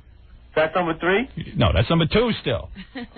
Number 3 is, let's say, now number 3 is your option. If she says, let's go back to the house, or she says, let's go have dinner tonight at my house, or whatever it is, when you have the dinner, during dinner, you don't even have to make a big deal. Just say, hey, it was a great night last night and all that kind of stuff if it comes up in conversation. But does he, try to kiss the mom hello? No, just like, or maybe a little peck on the cheek. That's all. But not a... How do you say that, though? Great night last night, I love when you grab me. No. You don't have to go into a whole laundry list. You just say stuff like, hey, it was a great night last night. If it comes up, whatever. And how does he refer to her mother? I don't know. How am I supposed to come out with that? I listen don't know what to say to her. Listen to me. Listen to me. I'm listening. You don't have to say... What did you say last night before you were all nervous about stuff like this? You had regular dinner conversation, right? Yeah. You talk about your stupid... Yes, actually. Yeah, you talk about your stupid job. Have a nice conversation. That's all. And what does he call her? I mean, did you call her Mrs. somebody before? Yes. What's her first? Oh, no, don't tell me her first name. But you could start. You could start calling her by her first name at this point. But think? But not even. Don't even call her any name. That's what I do. I don't call anybody anything. Just don't even worry about the name. I still say Mrs. So-and-so until she tells you right. it's okay. Right. Yeah. Right. I would still call her Mrs. I wouldn't change anything that has happened unless it comes up like, let's say one of the girls goes, "Man, that was a wild night." Let's say you go, "Yes, it was. It was wonderful. I just had greatest night of my life. I had a wonderful night. It was a wonderful experience. The both of you were great, and you know, or not even the both of you were great. It was a wonderful experience. Boom, leave it at that. Then take the girlfriend's hand. A stupid guy like you, the less you say, the better. Then, let's say later on at night, you go, like you would have normally gone to your girlfriend's room. Go to your girlfriend's room. If she says, "Let's watch some TV," sit down on the couch, watch TV. And then if the mother sits down next to you on the couch, you start making out with the ugly daughter. Yeah. You got to do it. And you love the daughter, and the mother will then jump in. Now, this could go on for a couple of weeks. This would be great. Keep paying attention to the daughter. The mother will always be on top of you. You know, she'll get into it. And eventually, there'll be situations where you're alone with the mother. But still continue throughout this entire relationship to pay attention to the ugly daughter, or else you will lose the whole situation. Trust me on this. You got it now? I understand. I know how to play these broads. So let me tell you something. He does. What? I tell you, this is what happened, though, that night. When she came behind me. Yeah? Whatever. You know, I told you what happened with, you know, the daughter kind of got out of the picture a little bit. Yeah? She did what, you know, I don't even know. She was smoking a cigarette, whatever you said. Yes. I don't even know if you can say this on the radio. Well, take him off the air for a second. Right. He needs some expert advice, and you need to know what he's going for here. All right, you know what? All right, wait a second. Let me figure out how I can take you off the air. 2 seconds? No, wait a second. Wait a second. Well, I can bleep you. All right, what are you trying to say clean? All right. The mother was behind you, and then the mother was smoking a cigarette while you were laying. I don't even know what finger it was, but it went up my. All right, wait. Okay, that's enough. That's all I need. Listen. The mother did that to you? Well, yeah, the mother did it to me, not the girlfriend. All right, the mother did that. You liked it, right? Yeah, but I don't even know what to say about that either because that's never happened to me before. All right, well, listen to me. I don't even know. Why do you have to talk about it? Don't talk about it. That's why I. Oh, my God, he's crazy. Listen to him. Listen to me. You're going to blow this. If you like that finger where it went... How am I going to blow it, though? Look, I'm telling you how you're going to blow it. You're acting dopey. You're too excited about it. It's going to happen again if you listen to me. I hope so. I understand. I got to go for the daughter. Right. That's fine. All right. Read back everything I said to you. All right. Number one. Take the daughter out. Number 2, whatever goes, go with it. Number 3. All right, listen. You know what? I know he couldn't even write it down. No, I got number 2 is go whatever what she says. Yeah, okay, listen to me. Number 1 was the phone call, you dodo. I have never spent so much time with somebody on the phone and they've comprehended so little. I don't think you gave me number 3 though, did you? We have an extensive number 3. You know, now I know how a university professor feels. When he gives a lecture and then he gets the blue books back, and he's like, "You never gave me number 3. What's the answer?" Yeah, right. Oh, you're a mess. Remind me not to walk into any building you build. You know what? I really need a picture of you. Could you send us a picture? I need you, the mother, and the daughter. Group shot. Oh, man. Listen, I have talked till I'm blue in the face. I'm sorry. There's a guy on the phone who had a similar experience. He has some advice. You want to hear it? Sure. All right. Congratulations, but I don't know. I don't know how this happened to you. All right, Craig, quickly tell me your advice. First of all, Howard, you're rushing the kid into it. He's going to lose it big time. Go ahead. You don't start off, you don't ask the lady to a movie or anything. I was dating a stripper down at the Pink Pussycat in Florida. This is a stripper. No, I'm not going to let you ruin this guy. I know what I'm doing. No, I'm not going to ruin. What are you, not? Yeah. Listen to me. Yeah. Listen for a change, Howard, okay? Yeah. When you're making out with her daughter, you got to keep your eyes open and stare at the mother. It's in the eyes. This way the mother will think, wow, he's looking at me, feeling me. No. This is too complicated. No, sir, you're teaching an advanced class. You're teaching an advanced class to an idiot. I know what you're talking about. When you're making out with a daughter, you keep an eye on the mother, keep her happy. This guy's not up to that. He's not even up to that. He's got to get in bed with him again before he's... What happened to me tonight? But you don't ask the lady to a movie. Maybe you rent a movie. You rent 9.5 movies and ask the mother to sit and watch. No. This guy fag? No, this guy's a fag. A fag? Ah! This guy's a fag. 9.5 weeks? What is this guy? He's a fag. Homo says what? Listen, don't listen to that guy. See, that guy's rushing. Yeah, that guy's a guy who is playing it wrong. It's all about playing somebody. With a nudie mag. What?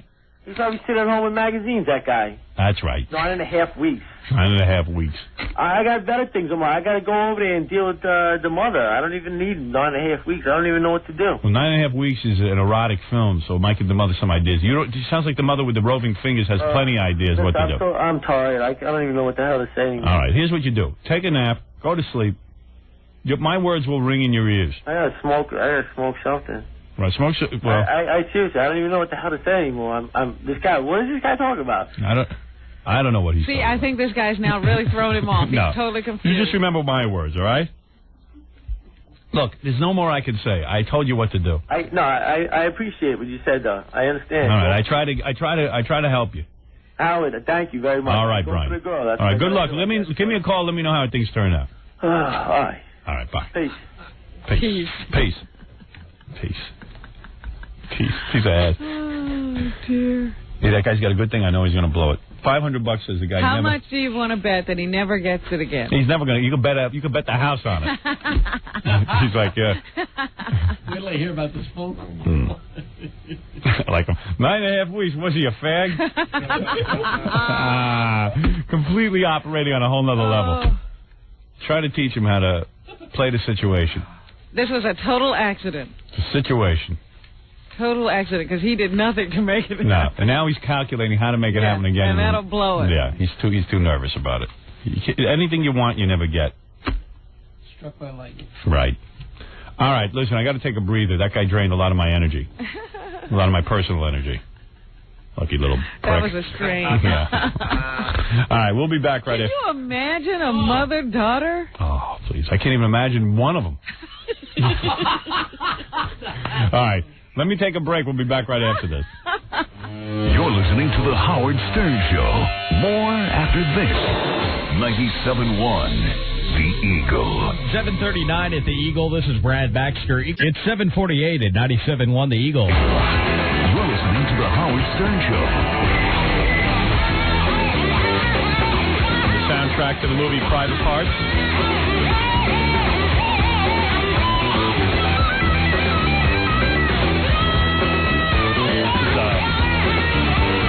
For Pyros and Hard Charger. I just got a list of more radio stations that just added this song. Yeah. WZRH in New Orleans, WGRD Grand Rapids, WXSR in Tallahassee, KFRR in Fresno, WRAX in Birmingham, KBRS in Fayetteville, Arkansas, WEDG in Buffalo, WBZU in Richmond, WDST in Woodstock, WNVE in Rochester, and WTGZ Auburn, Montgomery have all added this song, in addition to the hundreds of other stations playing it. I love it when it comes on the radio. I was listening to K-Rock last night. Yeah. And I think it was, who was I? Sluggo? Booker. Started playing it. Yeah. Like, yeah, that's really cool when you hear it on the radio. Yeah, it is kinda... here's Porno for Pyros from the Howard Stern soundtrack for Private Part. Yeah, it's cool having a soundtrack. Some of the stations have already added the Ozzy song. Yeah? Yeah, the Ozzy and Typo Negative. Typo Negative? Yeah, good song. I thought they could only play the single. No, I mean, now that the album is shipping to radio stations, they can play whatever they want. So some of them have added that, and some of them are playing the new Green Day track. Oh, because I haven't heard that. Yeah, well, I'm waiting till I'm playing this stuff the day the album comes out, because, that's my style. What? I figure, why frustrate people? They want to get it already. What? You were talking before that you wanted some girls to dance with you to your new song. Yeah. Well, the two Spores girls just showed up. Oh, really? Yeah. I want to watch them dance to it. Desiree and Pebbles are here. Ooh, Pebbles. Isn't Desiree one of your girlfriends? No. Yeah? What do you mean by that? I think there's a couple of Desirees. Are there? Oh, really? This is not the Desiree I met, then. That's such an unusual name. I don't understand how many girls could have that name. Don't they confine them to, somebody already has the Desiree name. No, evidently it's not like that. And there's also I've said that to Lonnie. There's about 15 Desirees here. Yeah. Can we change some of the names? He goes, girls, Change your name. And you know what? There's about 30 Michelles. Yeah, Michelle is a Michelle. Michelle. Not Michelle. Michelle. Oh, it's Michelle. Yeah. It's 5 brandies. I was with couple of Tabithas. I was with a girl the other night at Scores. I was there Saturday night. Her name was Tara, but she let me know that was her real name, that her stage name was something else. But then I figured out that Tara wasn't even her real name. It's her real name that she goes by when she's not the other name, when she's like Desiree. Oh, my God. You know what I mean? How do they keep track? I don't know. They each have like 15 names. That's why I never know who's coming in here.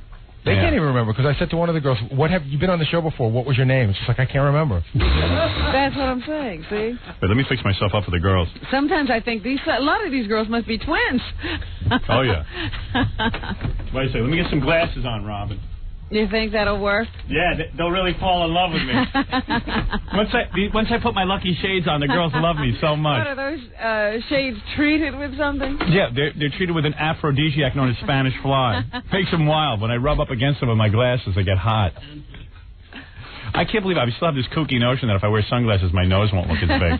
And I know that's totally wrong. You know, I was telling my wife yesterday, watching you look at those Steffi Graf pictures and take the piece of paper and move it around her nose. You are so obsessed with that nose. Oh, but she's really a witch. No, but you look through magazines and then you see somebody that you think is pretty, and then you do that nose thing. You take that paper and you cut their nose down. You go, why doesn't that person get a nose job? Or if a beautiful girl walks in here, is that a nose job? Yeah. I'm okay, so I'm obsessed with noses. I got a big, ugly honker. But I really have decided, I've come to the firm conclusion that I can never get a nose job for one simple reason. What is that? I'm a coward. No. The real reason is that I know that this part of my body, this nose and mouth and throat, is how I make my living. It's how I do everything. Please, I don't want to hear it. I am, you know me. I would develop a psychosomatic illness around. But you don't have to, because psychosomatic means it's not real. Right, but I would develop it. So you really don't want to get rid of that nose. You're in love with that nose. I could do things with this nose to you, Robin. You wouldn't even believe. You're in love with that nose. Yeah, I sure am. I went to a photo shoot yesterday. I'm yelling at the guy, "Shoot me from the right side, goddammit." Every setup. I think I have a better side. I think I've identified it. Right? I've seen you do that, too. Yeah. And it's funny because I think about how, I'm not making fun of anything, but I think about how we goof about Barbara Streisand. Remember, she was on Oprah, and she could only be shot from one side. But then I see you talking to the E-guys, and it's sort of similar. Well, very much. And I said to the reporters who were interviewing me about the movie the other day, I said, well, at least, because they said, boy, you look pretty goofy in this movie. I said, yeah. I said, at least I didn't pull a Barbara Streisand. I never once said to Betty, shoot me from any particular side or anything. I would have been too embarrassed. Because actually we were playing it for laughs. Well, what are we doing in here? Well, I figure with the E! show, the show is stagnant in a way. So as long as you can keep the camera on one side or the other, it might as well be from a better side. Well, why would you do it from your funny side? I don't want to be funny on you. I'm not that funny. All right. Anyway, before I go on with the show, and we got a lot to get to, I would like to see Scores Chicks dance to my song with Rob Zombie. Now, this is an edited version of the song. When you buy it on the soundtrack, the F word is prominently displayed, but unfortunately on radio. Now, they're going to have to dance in headphones. Yes. Do we have portable headphones? See, I'd like to get them. I just want to see a stripper dance to my song. I think that this song would be so good for strippers to dance to. With a boombox? No, I don't want to do it on a boombox. No, I can do it with headphones. I get long cords. You do? All right. Get the girls in here. Oh, they just won't. They'll be restricted in their movement. By the way, these two beautiful women, Desiree and Pebbles, will be... Hi, Desiree and Pebbles. Girls, take a seat over there. Hi. Yeah, look at that. Pebbles and Desiree. You can guess which one is Pebbles, too. The little one. The little one, right? With the polka dots. Yeah, with polka dots. Right? Are you Pebbles? Yes, I am. Yeah, I knew it. How are you? How you doing, baby? Both of you look great. Desiree and Pebbles. Well, this isn't the same Desiree I met. So. I love you, Howard. Well, who doesn't these days? I love you girls. Hey, maybe you'll indulge me. I have a soundtrack album out. Here's the soundtrack album, Howard Stern Private Parts. This is one of the rare covers. There's other covers. Boy, you girls are heavily perfumed. It's the body lotion. Is that what you have? Yeah. That's what, these girls always have a certain stink. I love it. Scrum delicious. Yeah, it sure is. Yeah. Now, do they have the same scent? Because I was thinking about this the other day. I said, if every girl is wearing a different scent, don't the scents clash? Yes, that's what I love about schools. Oh, is that right? Yeah, there's all kinds of smells wafting through the air. Yeah. Anyway, I got the album out, and I did a song with Rob Zombie. We do a duet. You know Rob Zombie? Mm-hmm. Yes. And I'm thinking that I want to see, like, sexy girls dancing to the song, because I always envisioned when we did the song. You dig what I'm saying? Yep. Yes. And you girls know how to dance, because you shake your groove thing every night over there. Shaking what Mama gave me. Yeah. I bet you. I bet your mama threw you right out of the house. Probably. Dad would. These girls ever molested or anything when you were younger? No. Really? It's usually what happens. Where is your mama? Your mama know what you're doing? Yeah, my mom does. She does? I put myself through college. Did you really? Dancing. Through dancing? I graduated FIT. You did? In May. This coming May. I graduated magna cum laude. FIT's the school, Howard, not an award. I see. Oh, Fashion Institute of Technology? Yes. Oh, yeah? Isn't that like the 13th grade? And then what are you going to do? I'm going for international trade. Really? Yeah. You're going to be in international trade? From the Fashion Institute? I want to go to Italy. Didn't Kissinger go to the Fashion Institute? What can you do? Deng Xiaoping. So what do you want to do, sell pot? International trade, that's what it sounds like to me. I like to source the products into America. You girls are definitely are girls, I'll tell you that. All right, listen. You girls are going to be on the bus today. There's a bus driving around town here in New York, in Cleveland, in Chicago, in all over, in all our markets, and even some of our non-radio markets. And it shows clips of the Private Parts movie. Yes. So you girls will be on the bus. And don't make a duty on the bus. Did you hear about that? What happened? I heard one of the girls had to make a duty. And these girls don't do that. The bus didn't have running water. And the driver told her not to make the duty. And she made the duty. Oh, no. And then he thought she was making a pee-pee. You're allowed to make a pee-pee in the bus.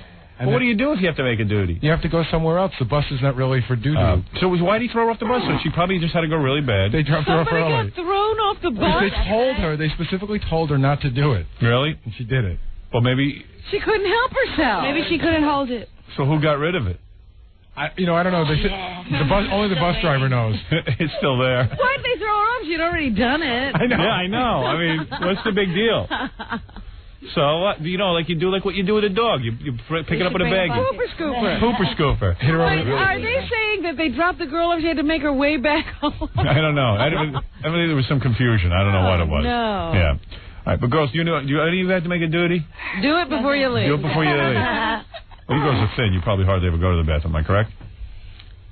In the morning. You do? So you've already done your business? Done. And then you took a shower and nice. 4:30, Lonnie. Yeah. And what about you, Pebbles? You finished? I didn't take my duty yet, but Uh-oh. maybe not. I won't do it on the bus. Thank you. You don't eat anything. All right. You got to give them an oath. Pebbles, is there anything on deck or?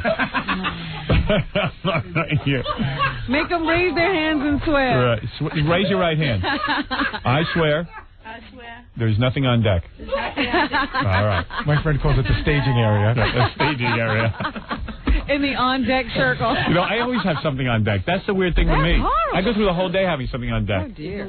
Yeah, in the wings. And then when I release, it's never come to completion. I have a real problem. You got to save some for on deck. Yeah, on deck. And when I shower, I have to, it's always a mess. I'm always a mess when I shower because I have to clean myself. Well, we better not let you on the bus. All right. So if I play this song, would you guys dance to it? That would really be wonderful. Sure. Yeah. Don't you want to see girls dancing to it? I would love to see Scores girls dancing. I've never seen that before. Oh, yeah. We can bring them around this way, Howard, so you can see them dancing in the open. Yeah. I just want to see how you would dance to the song, because I think this is a real dance song. Have you heard the song yet? No, I haven't heard it. Have you? No. All right. You need to believe me. Once you hear it, you'll be dancing. Come on over. This is a song between myself and Rob Zombie on the Private Part soundtrack. Boy, look at your girls' butts. Look at those asses, Robin. That's what... What was that, baby? The chain with the guy from Michigan. Yeah, right, the belly chain. Yeah, and he licked it. Yeah, I remember that. Look at you. Oh, I need that, Robin. You need everything. All right, okay. All right. We had to bleep out the F word on the song. Like the girls care. All right, I'm really anxious to see this. Look at Howard and dance. So look at Howard and dance. And you're caught in the wires? Yeah, I think they're, you know what? Tied up. They're crossed. The girls are crossed in wires? All right, you're all right now, girls. Who cares? All right. Do you girls ever dance with each other, too? Yeah, we've done it. we've done that. Good. All right. So if you get into if it inspires you, do some lesbian. Tangle her up in my wire. All right, here we go, Robin. They don't know what to do if they can't take their tops off. Yeah, you can take your top off. Oh, really? Oh, you're debate. Oh, Gib, go ahead. All right. It's getting kind of wild in here. Wow. See, girls, you should be performing to that. You should be playing it at Scores. I know. Aren't you? Why haven't they got the soundtrack over at Scores? Because it just hasn't actually officially hit the Give street them their yet. tops back, Howard. I will. No, screw that. Oh, do I have them? Yes, you do. How did I end up with their tops? There, girls. Here's your tops. All right, so you'll be out in the party bus there with... that must be a wild scene. Don't make duty out there. No duty. All right. When did that happen? Yesterday? Something, I don't know. Yesterday or the day before, somebody made a duty in there, and then the bus driver got all pissed off. Oh, no. Did the bus smell? Yeah, I guess he said, hey, I told you girls not to make duties. I'm like, well, why can't we get some running water? What are the girls supposed to do if they have to move their bowels? I guess nobody ever thinks the Scores girls is moving their bowels. Yeah. It's horrible. Yeah. Well, Desiree and Pebbles, have a good time in the bus today. We're going to have a great time. Right. Definitely. I bet you. Awesome. I bet you have a good time wherever you go. Give my love to Lonnie at Scores. We're good at it. I hope you enjoyed my music. I think it's excellent stripping music. We need to take it to Scores. Yeah. Right, yeah. Well, yeah, I'll give you a copy. We do have extra copies. Yes. All right, give the girls a copy of my album, my hit album. They could be dancing to your music. Yeah. For one to it. Maybe I'll come over. Are you dancing tonight? Yes, we Maybe are. I'll be over there to see. I would like to see you dance to it. Main stage. Never mind the main stage. You dance for me privately. All right, come over there and listen. Carry on. Thank you, girls. Thank you. The girls of Scores. They're on their way to the bus now. Yeah. Where's the bus going to be today? I don't know, but I'll be there. Hey, Gary, get the bus driver on the phone. We can find out what happened to Duty. Usually Gary announces where the bus is going to be. Look at the bodies. Jesus Christ, Robin. Such good dances. Who cares? I can do the same dance right now. Go ahead. Let me see. Here. Take your top off. I was laughing so hard because they got to the point where they would normally take off their tops and were going, what do we do? we don't know what to do now. Yeah. Well, it's pretty, it's pretty standard what you do. You got to take your top off. What is Bubba Booey? We're getting the bus driver on the phone. Yeah. And the bus will be Bubba at Penn Booey. Station and Computer City on 48th and 5th today. Oh, okay. And no one will be making duty. Now, apparently, from what the guy from Prodigy told me, the bus driver was pretty shaken. No, really? The whole thing. Well, I mean, come on. So Well, what? he had a dirty bowl back there. Yeah, so. He had to clean It's hot it. chicks. You see how Ronnie feels about his limo. Yeah, I mean, right, it's a I know. baby. But so what? I mean, she had to go. Was there a lot of it? Was it? All I can tell you is that apparently... I just want to find out who cleaned it up. They had to air out the bus. That's what I heard. Chicken wings. That's a great story. I love it. I don't even know how it would come up that he tells the girls not to. Whatever you do, don't make it dirty. How does that come up? I guess maybe there's a list of rules when you walk in. Sherry, you're on the air. Hey, Howard, how are you? Hi, honey. I really dig everything I've heard and seen from the movie. Good. And the soundtrack. Good. And I want you to play, if you can, the famous Zach tapes that you got. Oh, the comedy intern? Yeah, we'll be getting to that. From yesterday. I will play that today. It's kind of funky, kind of funny, in a way. How do you know? Because I heard it when he was on your show. Well, this must be one of his friends calling you. What? All right. And I'm not his friend, but All I right. thought it was something quirky. All right. We'll get to that. I plan on doing Zach was walking around in great anticipation yesterday because he thought that was the day he was going to have his debut on the Stern Show as a comedian. Matt, you're on the air. Hello? No Matt, Robin. Matt? I hear something. Hello? Matt? Well, this He's guy, sleeping. he's pretending to sleep. Oh. I don't buy it for 1 minute. Hello? I don't buy this at all. No? No. Why not? I just can't imagine what happened 2 times. Just because it happened before? Yeah. Hello? Hello? This is kind of real. What do you guys think? I don't know. It's a tough That was a weird breath. Yeah. Let him cook for a while. Well, let's come back to him, see if he's still there. All right. See how far I'll take this joke. Trying to hit hold. Believe me. You think I can stay with this guy? All right, I think he's on hold. You never know. Pete, you're on the air. Hey, man. Hey. The E-Show, there was a special on Talk Soup last night, the guy's 500th episode, and I was wondering how many shows have you done? Do they know, or? How many shows? Have we hit our... Shouldn't we have an anniversary show, Robin? Yeah, when you hit your 500th episode, you're supposed to have a big party or something. According to my calculations, we've done 7,044 shows. Never had one party. Seems like we've done a lot. How many? Anybody back there at the E-Room know how many shows we've done? Are we coming up on our 500th anniversary? We have to be over 500. Yeah, easily. That was the new host's 500 show. Oh. Yeah, but so we would have to have gone over 500. Here is executive producer. I'm proud to say that Scott. we're at show 615. So when should we have our anniversary? 1,000 shows? Yeah? And what is our anniversary? I mean, what will we do? I don't know. Why don't you do like a whole hour special? I'll host it, and you can have like clips, like Johnny Carson used to have. Like best of moments? Yeah. Like an hour-long primetime special. Right. Whatever prime time is for E. That's debatable. Right. It can't be 8 to 11, because that's when everyone's watching every other channel. Prime time is at 4 in the morning. Our prime time 4 o'clock in the morning special on E. Hey, while that guy's still in there, can he answer why do they run reruns when you guys aren't on the air? Because we have to run a certain amount of E reruns contractually, so we figure, hey, when should we do it? Let's have it coincide with when we're on vacation. Oh, all right. You know, it's just like there's a certain amount of shows we do contractually per year. Oh, okay. All right, thanks. Hey, F South Carolinics and F Penelope Chiasano. Really? Yeah. No. Why Penelope? What'd she do to you? Just hate Tom, so. All right. Thank you. Affects everyone. It'll affect him. Hey, here's the bus driver.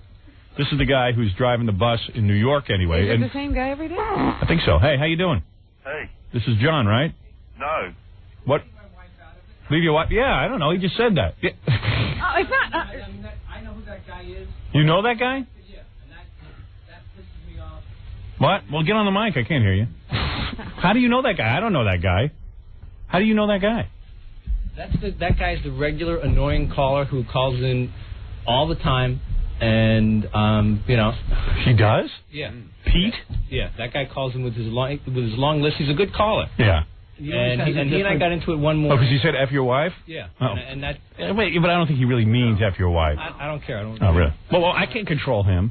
I don't want my wife mentioned in that context. Right. Okay. Well, why don't you take it up with him? Why are you taking it up with me? Well, because you're in control of the show. Oh. All right. Okay. How about F Nancy? Is that all right? Oh, that's funny. You know what? Wait a minute. No, I agree. I mean, or wow, you really love your Fred's wife. wife gets it all the time. F. Allison really? Berman. Yeah. There you go. Retiree special. Wow, I just don't know too many guys who would even care. I mean, that's really very romantic. Maybe you're America's most romantic couple. Some things are over the line. Some things are over the line. My wife. He went over the. Yeah, I don't think anybody really thinks that that has any serious clout. Right, that got you? Yeah. Well, then I guess he got to you. That's what he wanted to do. He doesn't like you, so he figured the way to get to you is through your wife. He's like the mafia. Yeah, he figured if Tom wasn't getting it, so Tom try doesn't realize something else. he doesn't realize he just told every caller from now on. Yeah, I know. You know, it would. I even kind of chastised him. I said, "Hey, that's not right. Penelope's a nice woman, and we love her." And we even questioned it. You know, like, why would you do that? She's great. Yeah, she's great. We like her. Hear that part. Yeah. He was already in the hall. Oh, you didn't hear that? Running down the hall. It was all taken care of. It probably never would have come up again. Now every caller is going to be saying F. You see that when you started? I know. You never let on that something bothers you. Even like when I'm on the show and something internally bothers me, I go, if I let it just ride. You think I like it when they say F Blaze? Don't let them see you sweat. You just cracked. There's a difference between that. Maybe you're right. Maybe you're right. She loves Blaze as much as you love your wife. I'm going to do it for you. Maybe more. Yeah, your wife didn't win championships this weekend, did she? How do you know? She might have. So what do you think? You think your wife will give you hell? Oh, this will be good. She probably didn't even hear it. Your wife's got a good sense of humor. Yeah, she wouldn't my wife's even got a great mind sense it. I don't think Tom has none. Right, I have no sense of humor. Right. See, I wouldn't even. Maybe you're right. You know what? Maybe you're right. Really? Now it's a whole E show, Tom. You know that this was a mistake. Yeah. Tom, you got to really think it through. Keep it on me. I had it all handled. Keep it on me. A new Baba Booey is born. Yeah, I even sort of like had the whole thing planned out. That like I said, hey, you did the wrong thing. Right. It was good. I really reacted well. I hit me too. I did, and I followed right in suit. Great. Right. And you came in and you had to get all like weirded out. Excuse me while I stand here and pat myself on the back or stab myself in the heart. White knight. Yeah. Exactly. Yeah, I'm going to go defend my wife's honor. No good. This falls into no good deed goes unpunished. Wow. You really, your wife's got you pussy whipped. No, not at all. I mean, really? Really? Not at all. You really respect your wife, huh? But I do, absolutely. Oh, you don't respect yours. What was that line? You really respect your wife. What do you mean respect her? I don't know if I respect my wife. Of course you do. Respect her in what aspect? By being faithful. But if somebody said F. Allison, I wouldn't care. That's not the point. You respect your wife. What do you mean by that? I don't understand respect. I don't respect anybody. That's why you don't cheat. You respect her. I don't cheat because I think God's going to punish me. Oh, no, it's not. I have a very weird religious background. No, I respect my wife very much. Of course. I respect Tom's wife more, though. I do. No, of course I respect my wife. Gee, I guess I better. Just like everybody else does. Yes, I understand. Yeah, Tom, I feel the same way. Perhaps, the more I think about it. Didn't you get scared? Like Tom came in and went, that's it. I've cracked. Lost it. Yeah, it was weird. I did. Has he got a gun behind his back? I said, does he know we're on the air? I carry no weapons. And the whole thing was, we hadn't done anything. He's screaming at us. He was like, that's it. I've had enough. All I heard was... But I know. No, yeah. All I heard was that guy, and I snapped. Right. Don't you ever dare to say that. F. Penelope goes, and then Tom is in here yelling at me. If it was just F. Penelope, you could deal with that. I could have dealt with that. But it was Penelope Chiasson. Penelope Chiasson. Well, everybody knows exactly how to get under your skin. Yeah, right. Why don't you write a blueprint? Right. Did I say F. Blaze? Right. Well, Tom, I can't... And Nancy. Listen, I can't tell you what the audience is going to say now. You've opened up a can of worms. Absolutely. All right. You know exactly what the audience... You know what? I think we found our 800 number. Yeah. I don't think so. Buttons and T-shirts. Man. I don't think so either. Right, well, I think I'll slink out of here now. Think before you act. Exactly. Wait till the commercial. Oh, my God. All right. Yes, at least give it 10 seconds. Right. That's my boy. Anyway, here's the bus driver. That's some bus out there, huh? Oh, it's beautiful. Really beautiful. Incredible. Yeah, Prodigy sponsors, and K-Rock, of course, here in New York. You got this big bus. I love that bus. Private parts bus, and it just goes around the town. And I've never been in the bus, but I love the bus. I was in it yesterday. Yeah, it's got cool. 2 screens in it. It's got a screen a TV in the front, TV in the back, so we can show the clip to 2 separate groups at a time. Wow. Did you hear that one of the girls went to the bathroom in the bus? And you heard about it? Hey, No, I heard about it on the air. On the air. The story from yesterday. You were in a good mood until that guy called. The bus driver is really cool too. Is he? Yeah. John, how you doing? Okay. John? Is that John? I think I lost him. Do you have online too, Howard? Hello? Oh, this isn't John? This is Mark. Yeah, hi, how you doing? Now, hold on, Mark. John? Hello? Hey, how you doing? Great, how you doing? All right. Hey, Tom, think before you come in here. I think you put me on hold. Hey, John, you know what's funny? What's that? Like, here we're talking about the bathroom, and your name is John. That's not funny. That's not funny? That's not funny. I don't like it. Hey, John, so you're on the private parts bus and stuff, and, I mean, I don't want to give any names or anything, but you're saying, so you told the girls don't make a duty on the bus. Like, are there rules on the bus? Yeah, well, you see, we got a holding tank, and it just kind of sits at the bottom. Next thing you know, you start smelling it. Yeah, but, I mean, if the girls have to go, what are they going to do? Well, if I have to go find, like, a store or something and go in, and... Well... I let the girl know, and next thing I know, I'm going down the store to get some paper for her, and I come back, and she's been in the bathroom like 30 minutes. And I'm thinking, I don't know what's going on in there. And then she comes out, and I hand her some paper, and I'm like, you did not just take a dump on my bus, did you? Yeah. That's so good. After you told her not to.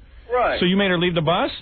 No, well, I couldn't make her leave the bus. A beautiful girl and all. Right. So what happened? You cleaned it out and everything? Yeah, it's a hassle because you have to drag out a water hose and really clean it out good. Couldn't you hear what she was doing in there to stop her?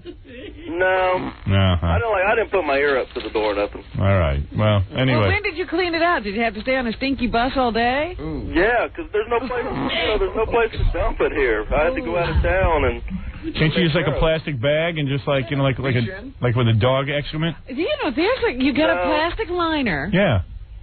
And you just dump it out. And it just goes, and you just take it and dump it out. But wait a second. Like, I had a trailer when I shot the movie. They have trailers with, like, that blue water, and it's like a bathroom on an airplane. Sure. It's kind of an unwritten rule. This is a rock and roll bus. We got Live coming into town, and Keith Sweat, New Edition, and all them, and... And you don't want to... They don't want to have a stinky bus. What is it, guy? I did hear, John, that that the girl was dropped off earlier than she was supposed to be dropped off. Is that true? Well, I think we dropped her off at noon down at down like 13th Street. Yeah, but the bus is out till 6. Yeah. I guess he got a little pissed, huh? No, not really. Was she not feeling well? I don't know what happened. All right. Anyway, John, thanks. Hey, Howard. Yeah. You need to come out and check out the bus. I'm out there every morning. You never come in. Yeah, all right, I will. All right, take care. All right, man. Bye-bye. Bye. I saw the one in L.A. I was inside that one. Yeah. Yeah, pretty spectacular. Nice stuff. It's pretty funny. Now, it doesn't have, like, regular seats. It has those couches and stuff. It's got some couches. It's a TV set. And, you can sit and watch a little clip of the movie, Promotional van. Poor John was all upset. How funny is Tom Chiusano? He's a riot. Yeah. That was a classic. He's nuts. Well, way to make something go away. Yeah. Hey, Robert, you're on the air. Yeah, I just want to say F. Penelope. Oh, you see what I mean? It's just going to go It's going to go on forever now. Well, I was going to say F. Timmy, but screw Tom. Screw Tom. Anyway, good luck with the movie. Thanks, man. And everything else. All right. Bye. See, now it's out of control. He started a rage. Yeah, I had it all under control. I blew it off, and this was no big deal, and now Tom had to come in. I take umbrage with this. I don't want that on the airwaves. Under no circumstances. Yeah, like the listeners now are totally jazzed. They're obsessed. That guy's been called for 2 years. Yeah. But this was the call. Finally. Yeah, he got under Tom's skin. He's looking for a laugh. That guy deserves an award. If I knew it was going to piss Tom off so much, I would have said it. I didn't know. I never get sort of offended by anything, so I'm totally shocked when somebody gets offended by something. Joke. Yeah, I mean, but I get. How could you even take it seriously? I know, but I get really that would be my reaction. If somebody called up and said F Alice. We've had everybody on this show. Right. When people say F, you don't even associate it with what they're actually meaning. They don't call and F Jackie's wife, they F Jackie. Right. And he doesn't get upset. Right. And then if you don't react to it, it probably goes away. It goes right away. Right. Tom had to come in. Had to get his 2 cents. No. I'm taking it. No. Yeah. Did you see him? Do it. That is off limits. You are in control. You are the person who should have known better. I do not want my wife used in that context. I respect my wife. My wife's name is big deal. I had a problem with this fellow before. I respect my wife, and you people don't. Obviously. I mean, you just opened up a Nobody else stands up for their wives like I stand up for my wife. I'm sure Lancelot with a bad time. What? They used both names right in a row. I didn't mind Penelope. I didn't mind Penelope. Penelope. Not right. There's lots of Penelopes. It's just not right. It's just not right. It's not right. It's not right. There's signs all over K-Rock. Yeah, right. I mean, totally out of control. No Penelope. They'll be sending up cakes that say that. Keep throwing out ideas. Yeah, but I'm kind of feed the fire. Yeah, I'm you would never come in and bust my chops, would you, Tom? Right. Look, he's serious now. You know what it's like? You ever see a guy who picks his zit the night of the prom? Because he can't decide, and then he comes in, and then all of a sudden he shouldn't touch it. It turns into a huge blemish. Yeah, a little baby mark. In fact, right. I made a mistake. All right, I will make an appeal for you, Tom. Everyone stop saying that. Enough said. All right, enough. All right, let's drop it. Right. All right.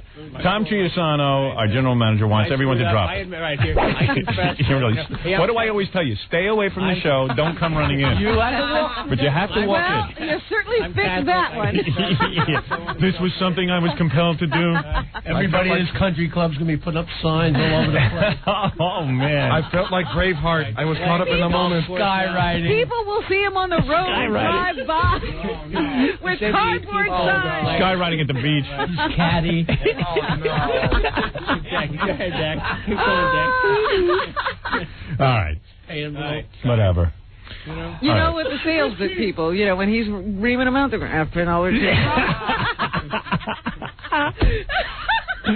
All right, let's take a break. Tom, this is Bucky. F. Penelope. All right. It's just going to be awful. All right, so it's enough. It's enough already with that. All right, I see what you're saying. Right, it's not funny. Stop being funny, right. All right, let's take a break. We'll come back and we'll regroup right after these words. We'll be back with the Howard Stern Show. Don't go away. 97.1 The Eagle.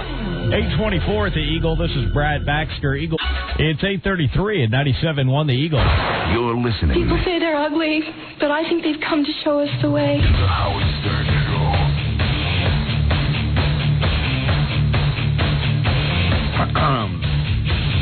Oh, yeah. Oh, yeah.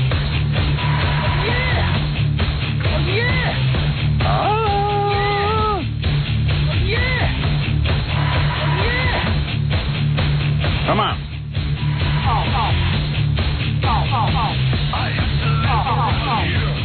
So, I could go to the Detroit press conference now, or I can kill some time. But I say we do the Detroit press conference. I didn't know there was going to be a Detroit press conference. Neither did I.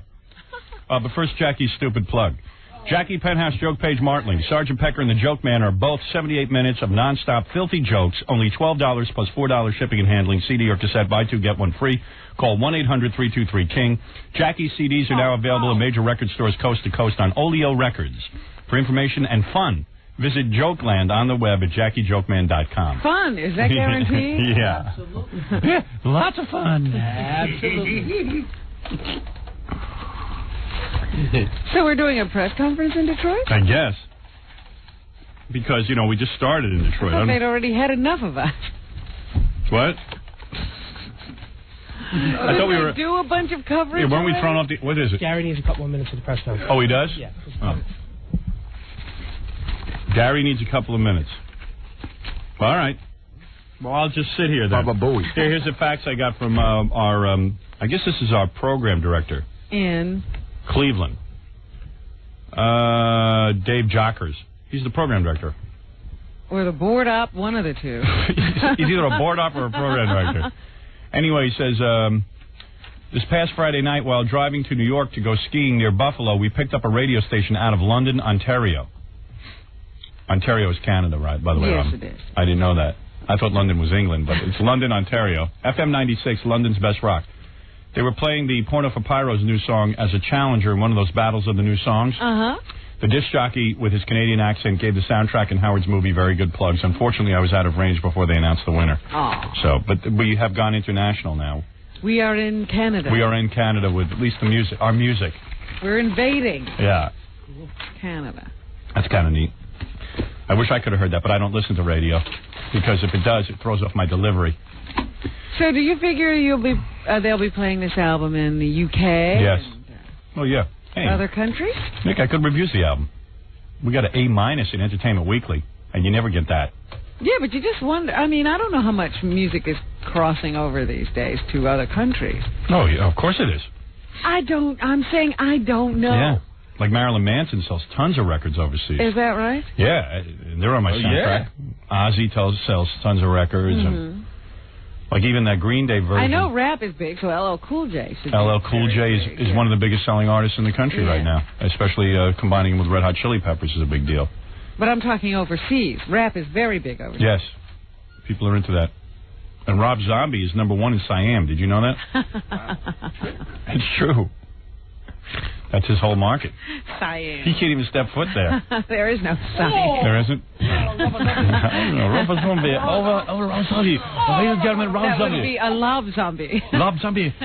Erected president. Oh, Rob Zombie. Rob Zombie press conference.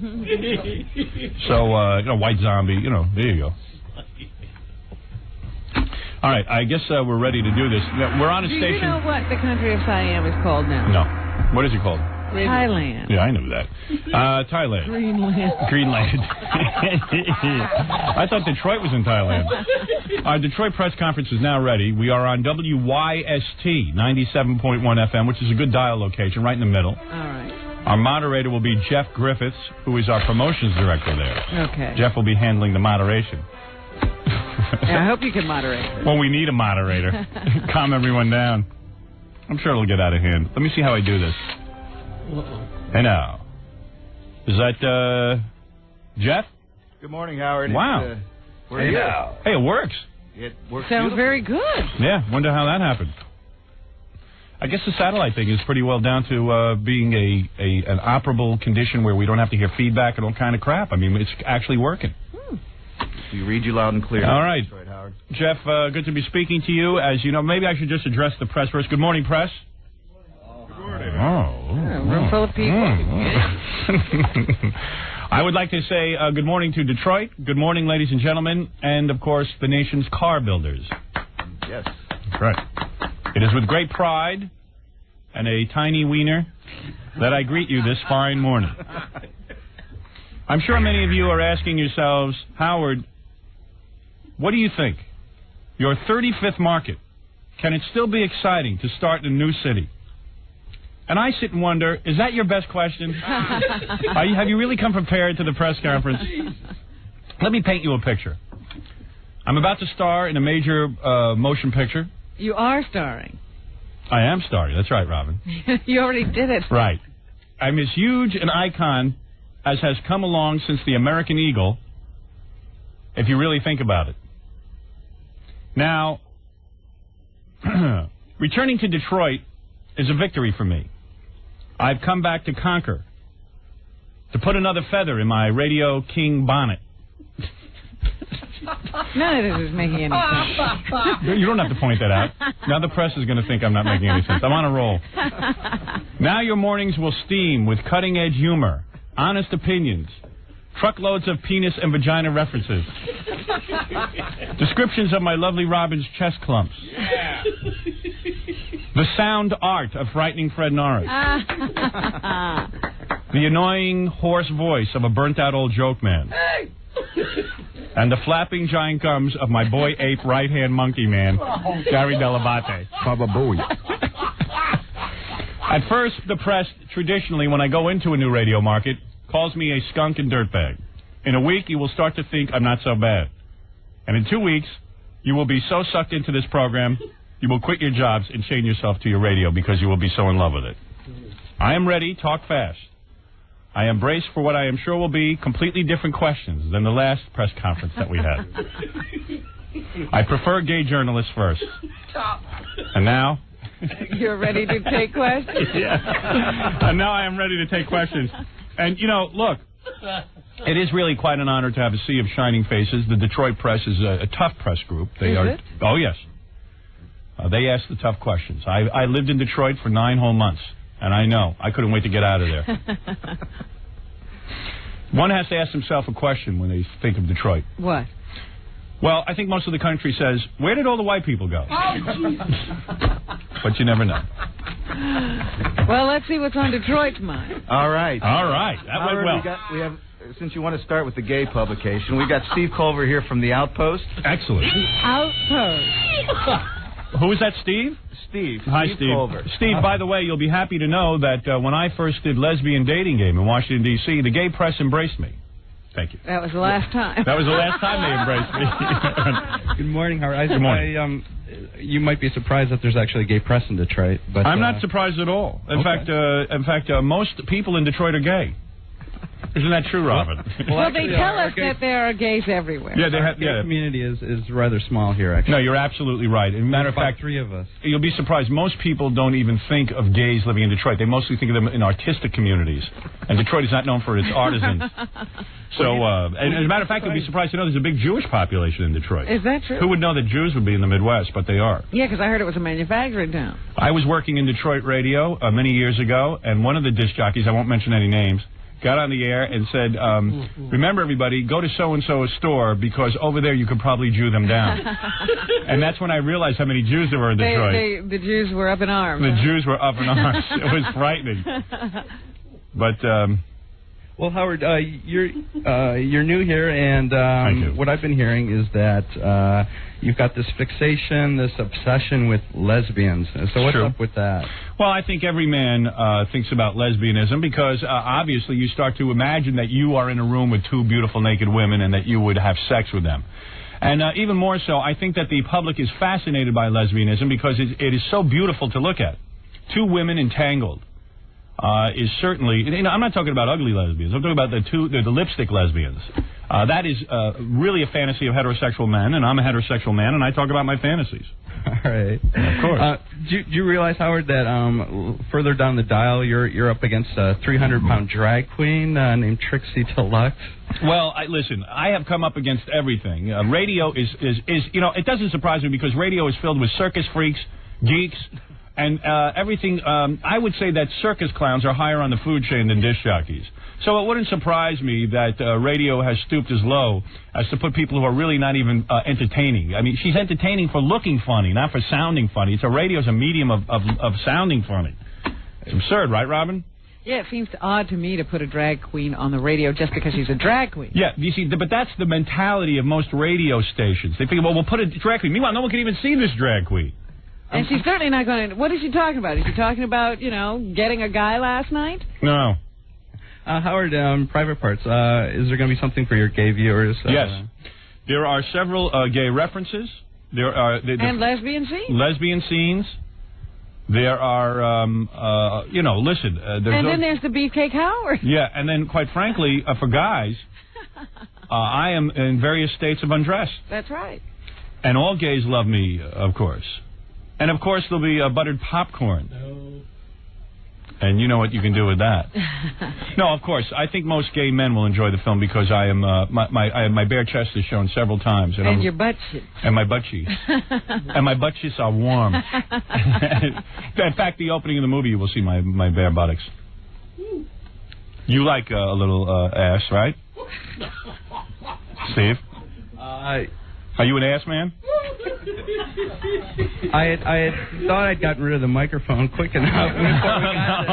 No, I'm saying, wait, you have a lover? Life mate. Excuse me, life mate. You have a boyfriend, and you are what, the pitcher? Or the catcher? Or are you a switch hitter? Just designated hitters. Oh, you're a hitter? Well, he says they both. Oh, you both do that. So you like a man's ass, right? Oh. Well, you know what? There's 24 people here waiting to ask other questions. No. I'm saying that you enjoy.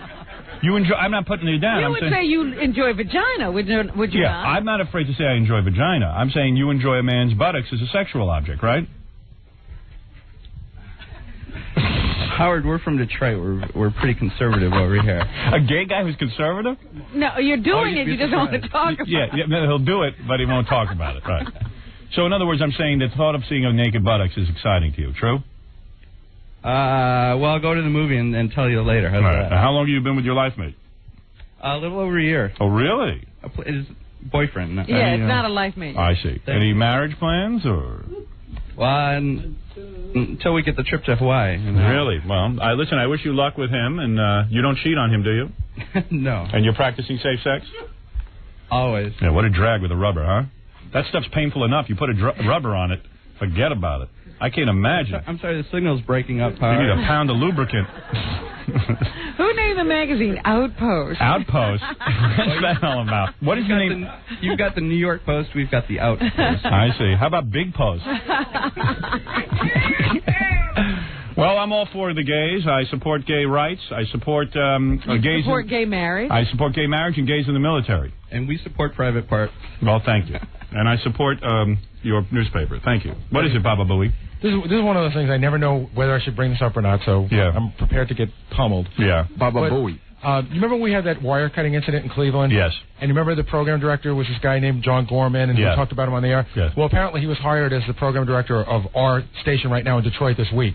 So you mean our new program director is the guy who cut our wires? That's what they're telling me. Boy, a strange bedfellows. And you know what's really weird? What? I usually get a fact sheet from the station telling me, the program director, general manager, and his name was like, there was no program director's name on the sheet. Well, I got to tell you something. I like this guy. He has Eye of the Tiger. Well, he might be there right now. Right. So I am not that offended by him working for us. I like a guy who goes out and does stuff like that. We got to have a wire cutter in the business. He must well be on our side. Let him be on our team. I'm not necessarily opposed to that. I like it. So where's the gay guy? I'm not done with him yet. That didn't get you off the hook. He left town. Out of the room. Yeah. No, this is Steve Howard. No, Steve, it's always funny to me how a gay gentleman is uptight about talking about how he likes ass. On the national radio? Yeah, I mean, it's just weird. I mean. But, that's part and parcel of being gay, is it not? Do you like the smell of it? No, I'm being serious. I mean, because it turns me off when guys, and I just want to understand it, that's all. I mean, I'm not putting you down for it. I understand that it's your choice, but... well, no, Howard, it's... Like, when you see the hair and everything, doesn't it sort of turn you off? Obviously not. Really? Even as a woman, Robin, when you see the hair on a man's ass, doesn't it turn you off? No, I don't want to see a smooth butt. That would be a woman's. Really? But I don't know. Kind of smelly back there. Guys are not that tidy. Do you know what I'm saying, Steve? Well, Howard, I just heard you earlier. You were saying that you is your life mate wash yourself. In the shower. Is your life mate very tidy? Yes. How do you prepare? Were you born a homosexual, or were you sucked into it? Well, Howard, I don't believe it's a choice. Yes, Howard. Really, you believe that it's a genetic thing? Right. Mm-hmm. And you knew very early. Now, when was your first gay experience? Not until after high school, actually. Really? I was a late bloomer. I mean, did you try dating chicks? No, actually. Right, you knew right away. No. No kidding. And then, I bet you couldn't wait to be with your first man. Who do you think is really hot? What guy is really cute? Who's your fantasy guy? Yeah. Jason Priestley from 90210? No. Clint Eastwood? Brad Pitt? There's so many. When did you tell your father you were gay? Was it hard for him to swallow? Well, about a half hour ago, I guess. Oh, really? Come on, he didn't know? So did you used to, sit in your room and think about guys and, Did you have a bunch of posters? Yeah, did you have posters of guys in your room? Did you have, a gay porn and stuff in your room? I was expecting I was going to come to this press conference, Howard, and maybe I might get lucky to ask you a question. No, you're much more fascinating than I am. Yeah. Hey, we're doing an hour together. I mean, come on. When you were in high school, did you used to look at guys, in the locker room naked and, just fantasize about a lot of them? No. But, I mean, it must have been great. Come on, you didn't have a crush on anybody in high school? Did you ever approach one of the guys in high school and they smacked you around? No, Howard. You know how guys are. Yeah, you may, but he was shy, probably didn't. Yeah. No, I never would expect. Your gaydar is really very early. Because I would be honored. But aren't there heterosexual guys you go, oh God, I wish. I had a gay experience. You did? Yeah. I'm not proud of it because I wasn't that good. How do you know? Well, here's what happened. I was with this guy. I was 12 years old, and he pulled down his pants and he said, "Hey, why don't you use your hands?" And you ever see? This is what he said to me. So I started to do it, and he said, "I don't like it like that. I was doing it in a very traditional way." He liked it he wanted me to use both my hands. And you ever see a guy when he starts a fire with two sticks and you rub your hands together like this? That? He wanted that. Wow. And I started doing that, and he liked it. And I got scared. He was starting to moan. I just ran away. Oh my. Then he said he would touch me, and I said no. Yeah, it sounds like you were pretty good. I don't know. I said I was good, and then I said I'm too. My mind. And Howard, you never called me back. That's funny. Press seems to be turning. So, you actually did that to a guy. Yeah, I did that to a guy. I did it.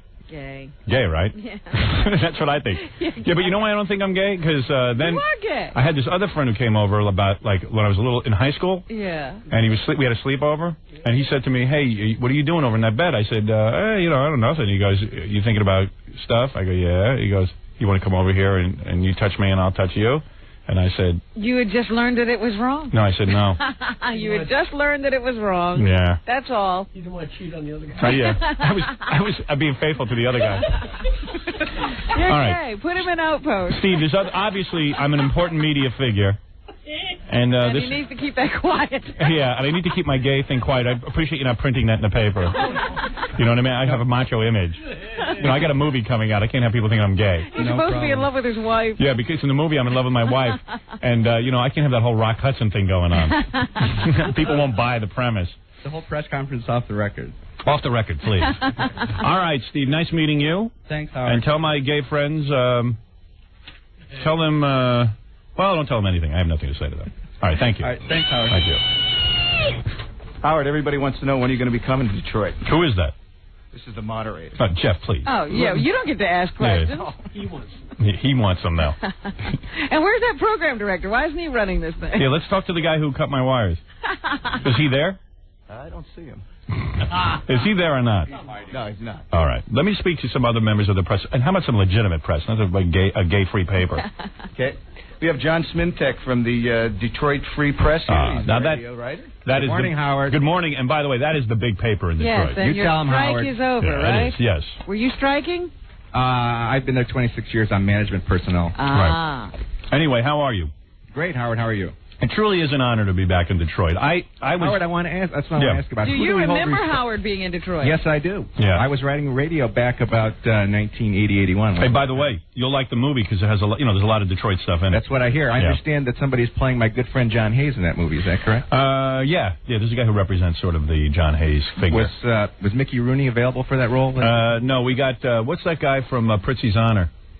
William Hurley? Yeah, the old guy. The old guy? Yeah, 900-year-old man. Yeah, William Hickey. Howard, who do we hold responsible for your late arrival in Detroit? Well, I'll tell you something. First of all, it really pained me that here I had proven myself in syndication.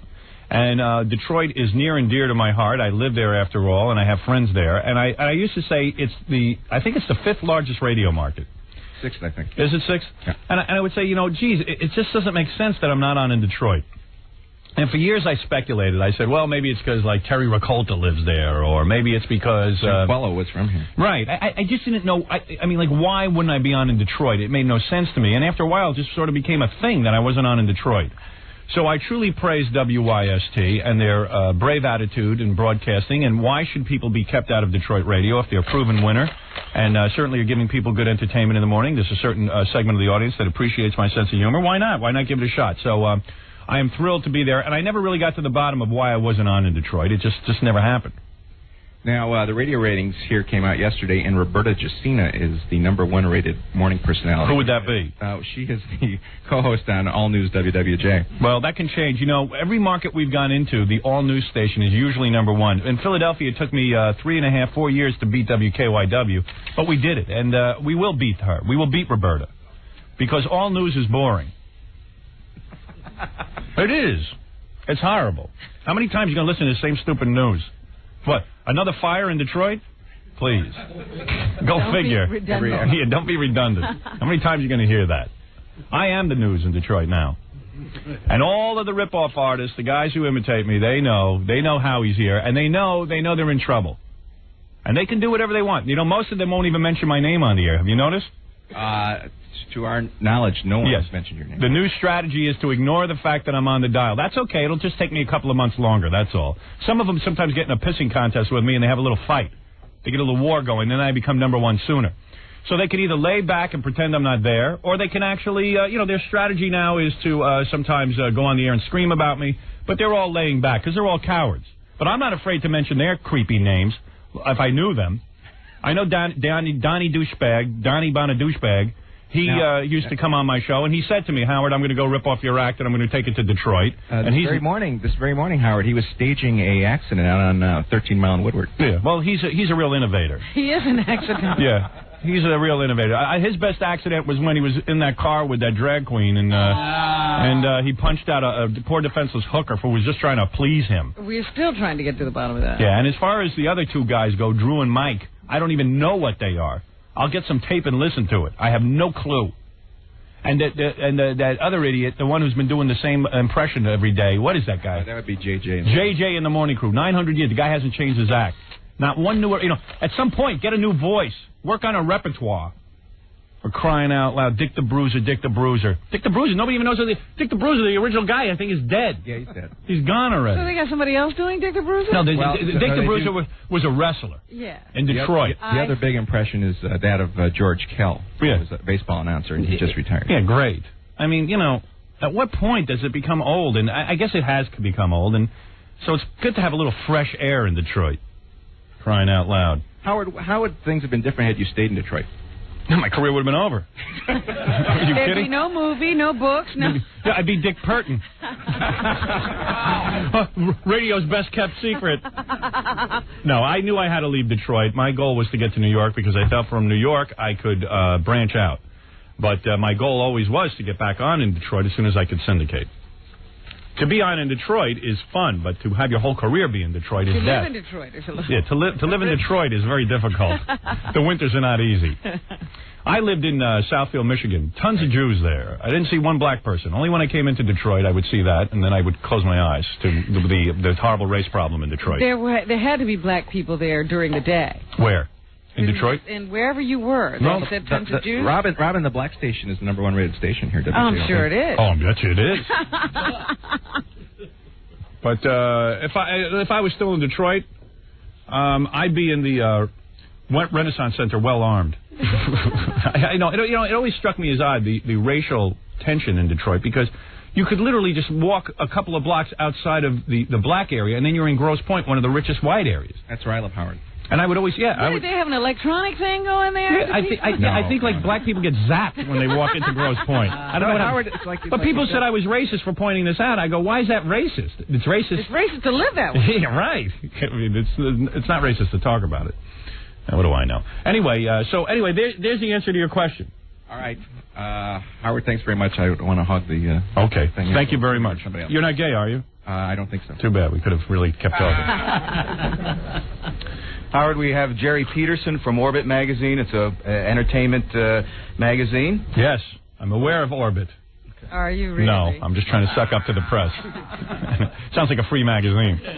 Sure. The first thing, Howard, is yes. I think you should tell the guys here to buy ads because it is a free magazine. All right, I will do that. Right now? No. Mm-hmm. And then you didn't say anything about Ted Nugent.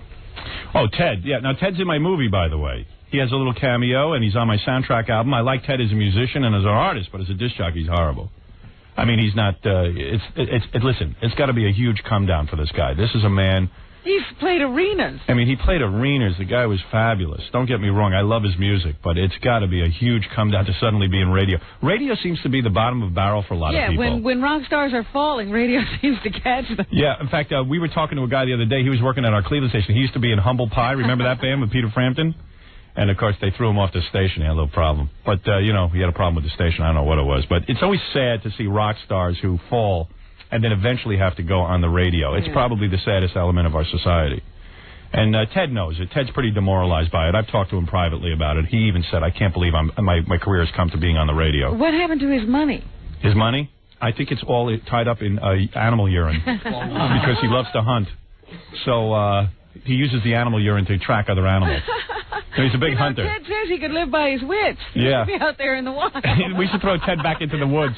Let him keep hunting. There you go. But Ted's a nice guy. Don't get me wrong. It's so mean to kick a dog when he's down, and boy is he down. It's the end of the line for rock stars. Radio or heroin. You take your choice. Me, I'd do heroin. But Ted.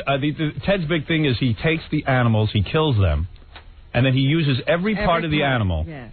Do you know this?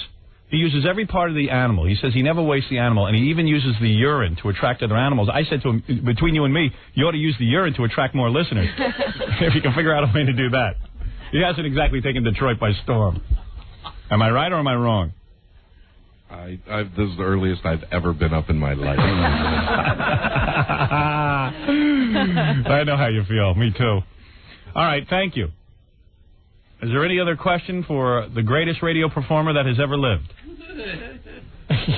What are you laughing at? Howard, we have Jill Sklar. She's with the Jewish News. Jewish Jill. Oh, it is a big Jewish population. A Jewess.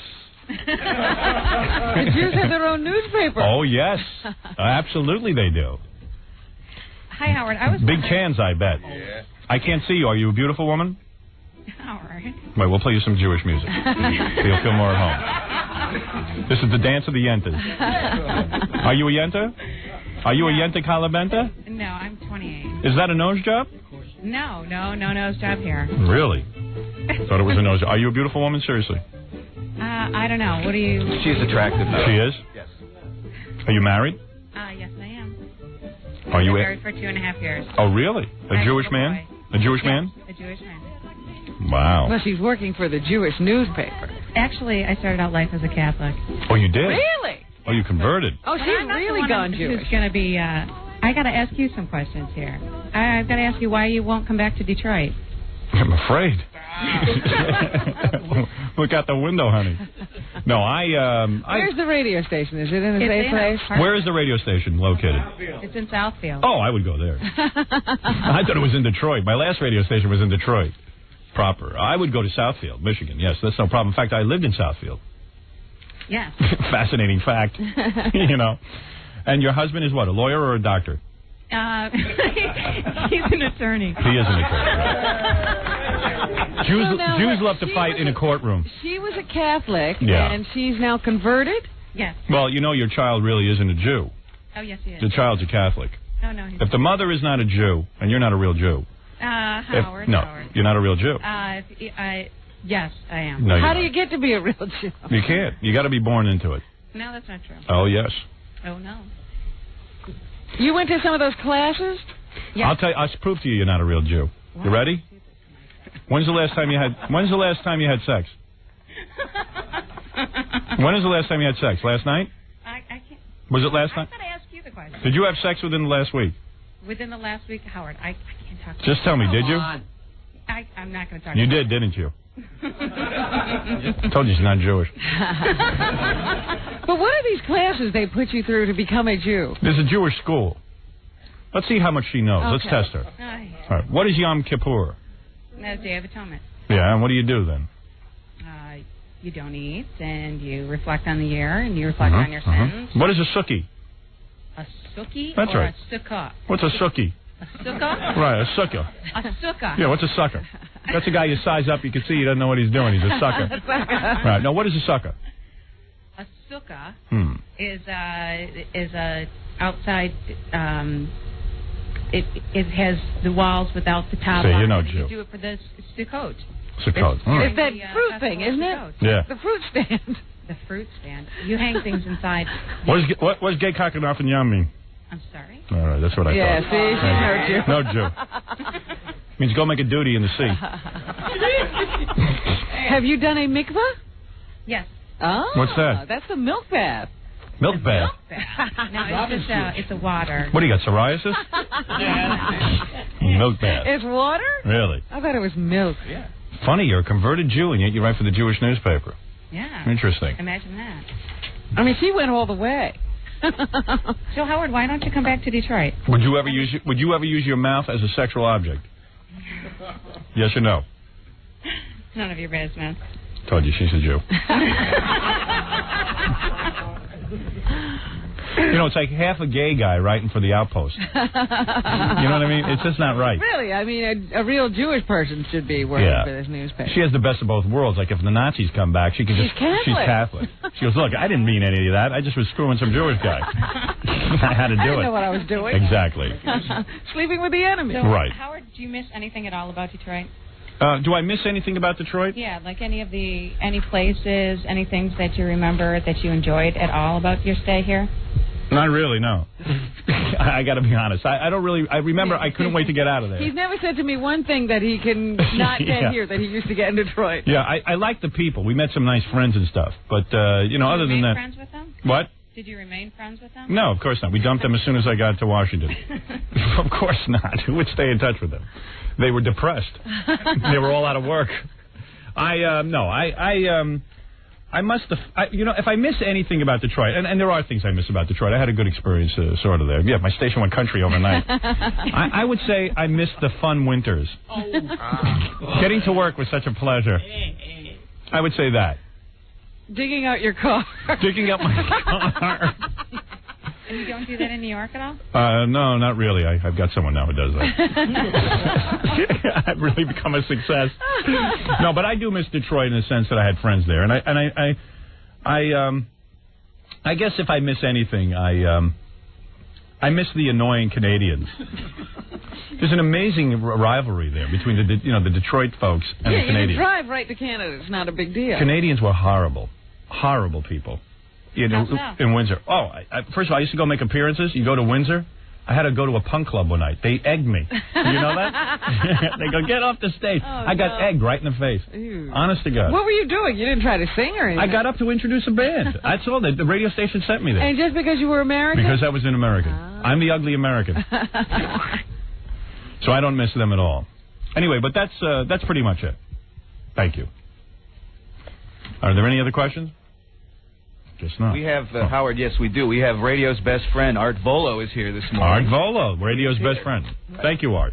Good morning, Howard. Good morning, Art. You ran that clip from Channel 7 yesterday. Yes, I did. You are radio's best friend. Thank you very much. Everybody was calling me. I told you about this. He's a radio expert, as a matter of fact. You got to remember, Howard, what they put on the screen is what they super on the screen. You have no control over that. No, I understand. That's like a newspaper guy figuring out what the headline's going to be. He has no control over that either. You want to know what Art is? Seriously, Art's a nice guy. He has a hard-on for radio guys. I guess he never could do radio himself. I get the biggest one now. Yeah, he really does, and he loves radio guys. I mean, to the point, like, it's almost like Art's radio's best groupie. And he loves to take his video camera into the studio and videotape disc jockeys. Well, it's a lot of fun. Yeah, he loves it. So when are you going to let me in your studio? Probably never. Probably. I'm afraid of you. I'm a little embarrassed, though, for the media here in Detroit, because I think, and I don't say this against you, because I think what you're doing, because you're the best at what you do. You really are. Thank you, Art. But they are being very wussy here. They're letting you walk all over them here. Well, no, they're not. Listen, well, why don't you throw them a hardball question? Yeah. Well, no offense, Art, but the gay guy knows more about radio than you do. There's more time to listen to the radio than I do. No, the press. Listen, the press is excited. The press likes me. The press doesn't have to hate me, Art. Everywhere I go, it doesn't have to be confrontational. Oh, no, I know. They're here to do a little background piece to say, hey, we spoke with Howard. We asked him a few questions. Perhaps he was witty. Perhaps he wasn't so witty. Well, whatever. I mean, everything doesn't have to be a confrontational situation. It's a love fest, okay? Once in a while, I'm entitled to that, okay, pal? Well, I Mr. Expert. What does he think is being missing? Missed. I mean, what? People should attack me for pleasing people? I give them an entertaining radio program while they're stuck in their cars the most miserable time of their day? 6 to 10 in the morning, you're driving to work, it's drudgery. Somebody gets to work, and 10 minutes later, they're still in their car because they're enjoying a bit. What is wrong with that? Why should I be attacked by the press? No, there's nothing wrong. What am with I, the President of the United States? But what is this question the thing should have been asked? You can't see the people in the room, and I can see the people in the room, and the people in the room all seem to be just seemingly a little intimidated by you. Well, they should be. I'm a very talented broadcaster. I'm an important man. You're not intimidated, Art? No, you're good at what you're very good at what you do. So what are you here to tell us, that you're not intimidated by me? You're good at what you do. How could you be good at what you don't do? I'm good at being a moron. What are you doing? Like I said at Channel 7, you're very good at getting ratings, and that's Thank you, your job. Art. Thank you. That is your job, and you're very. I have a wicked tongue. I don't think he has a question. No. I do. I want to know what you think of, because when you were here in Detroit, you were up against JJ, whose act seems to be somewhat over, and you were also up against Steve Dahl. No, Steve Dahl was on ABX at the same time you were on W4. Well, Steve certainly didn't like the town on fire either. Well, no, that's true. In fact, he had lower ratings than I did. There's a lot of rumors right now that Steve may be on this very same radio station, maybe in the afternoon, that you're on in the morning. Would you be for that or against it? I personally don't care who is on after me. They could put on the Pope. I could care less.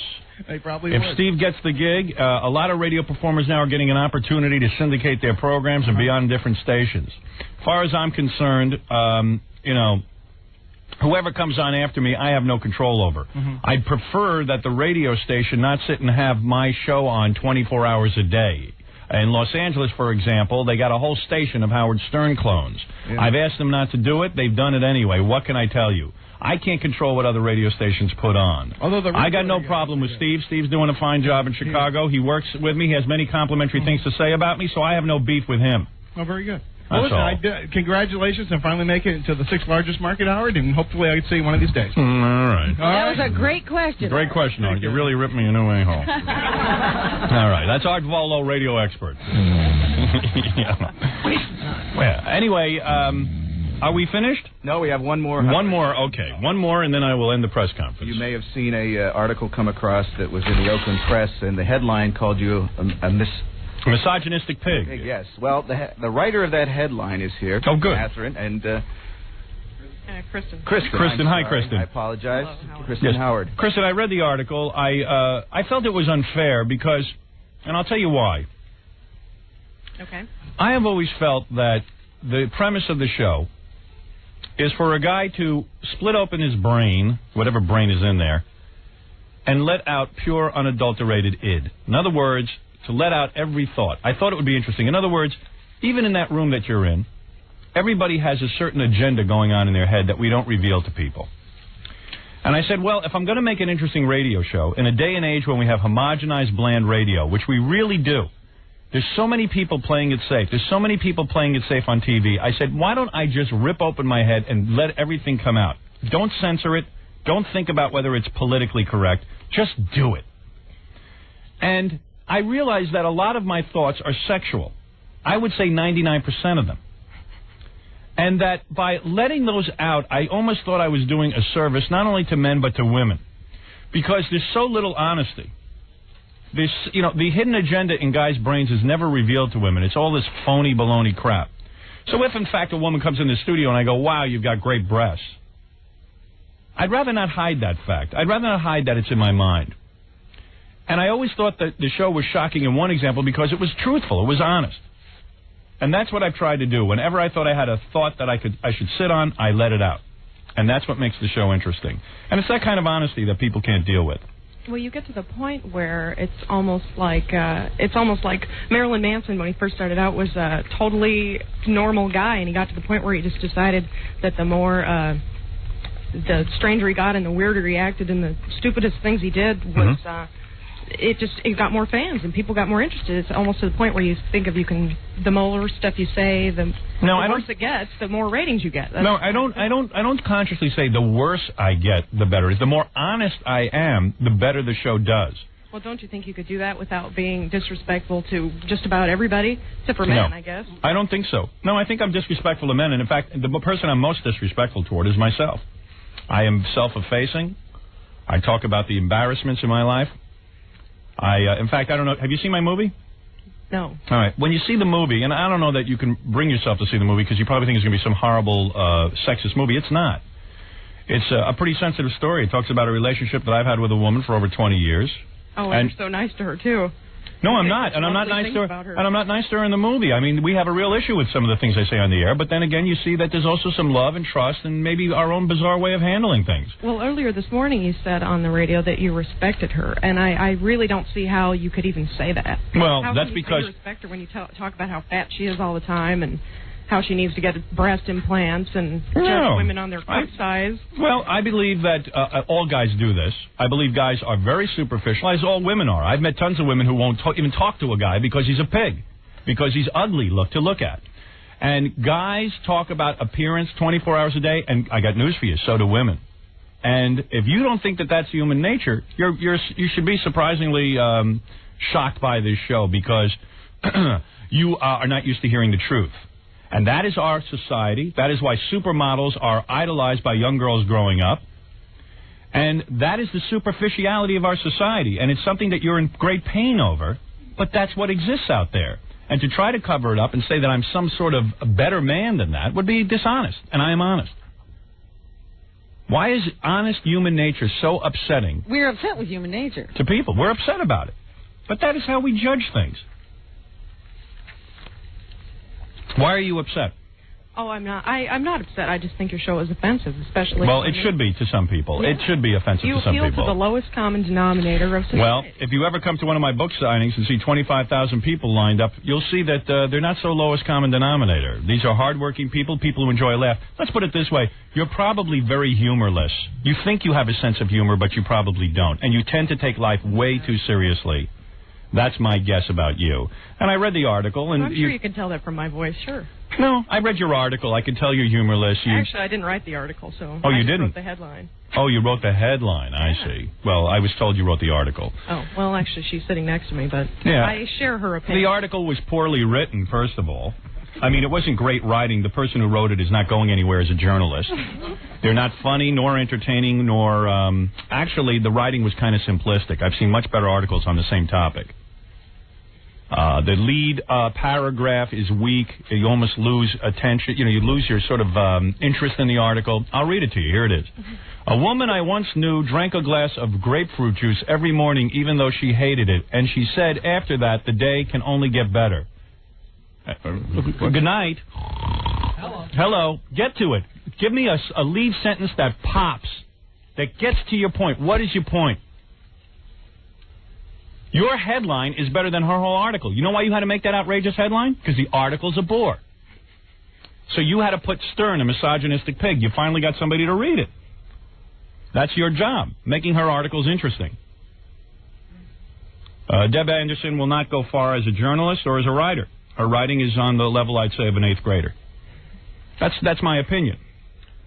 If you're going to write an article about me being a misogynistic pig, why are we writing about 4 paragraphs in? We're talking about grapefruit juice still. Grapefruit juice, that sums up my feelings toward Howard Stern radio's program, which aired on Detroit's Airways this morning. Of course, grapefruit juice has nutritional value, so the comparison ends there.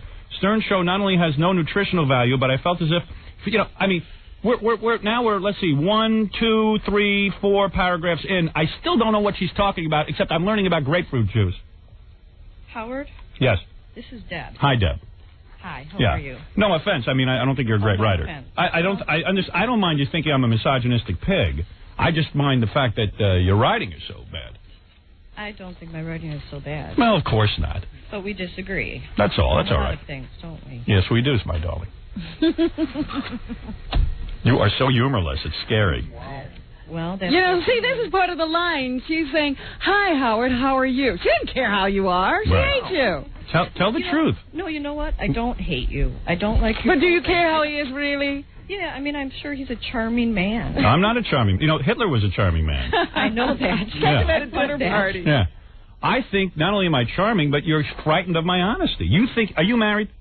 Yeah. You probably think your husband doesn't have my thoughts. He just masks them from you. I like it that way. Okay, well, that's your opinion. So you want to be lied to. You don't want people to have the freedom to feel what they feel or say what they feel. They can feel what they feel. I just don't... You don't want them saying it. You don't want them saying what they feel. No, I don't want to hear it on the radio. I just don't want it feeling. Where should we hear it? So you like you probably like the Rosie O'Donnell show. Nice, bland stuff where nobody says anything. Hi, how you doing? Hi, how you doing? Great. Here's my old friend. Here's my old friend. It's not her friend, and she could care less how they're doing. I'm not alone in liking Rosie O'Donnell. I'm not saying there's anything wrong with what Rosie does, but, why does every show have to be bland and that in order to be okay? It doesn't. Good. We agree. You know that I'm okay, you're okay. Mm-hmm. Fine. Anyway, you got a point? My point is that I stand by my column. Oh, yeah. Column's poorly written. I disagree. No. I think your radio program is a poor excuse for a radio program. Well, I think my radio program is the best damn thing out there. What is it, Gary? In this article, if you go to the third paragraph from the end, she basically talks about how she's trying to raise some teenage daughters, and you're the last thing she needs. Oh, I see. In addition, I'm trying to raise teenage daughters, and a guy like this is the last thing I need. There are enough concerns in my life without having to worry about my daughters meeting up with guys who think Howard Stern's way of treating women is the right way.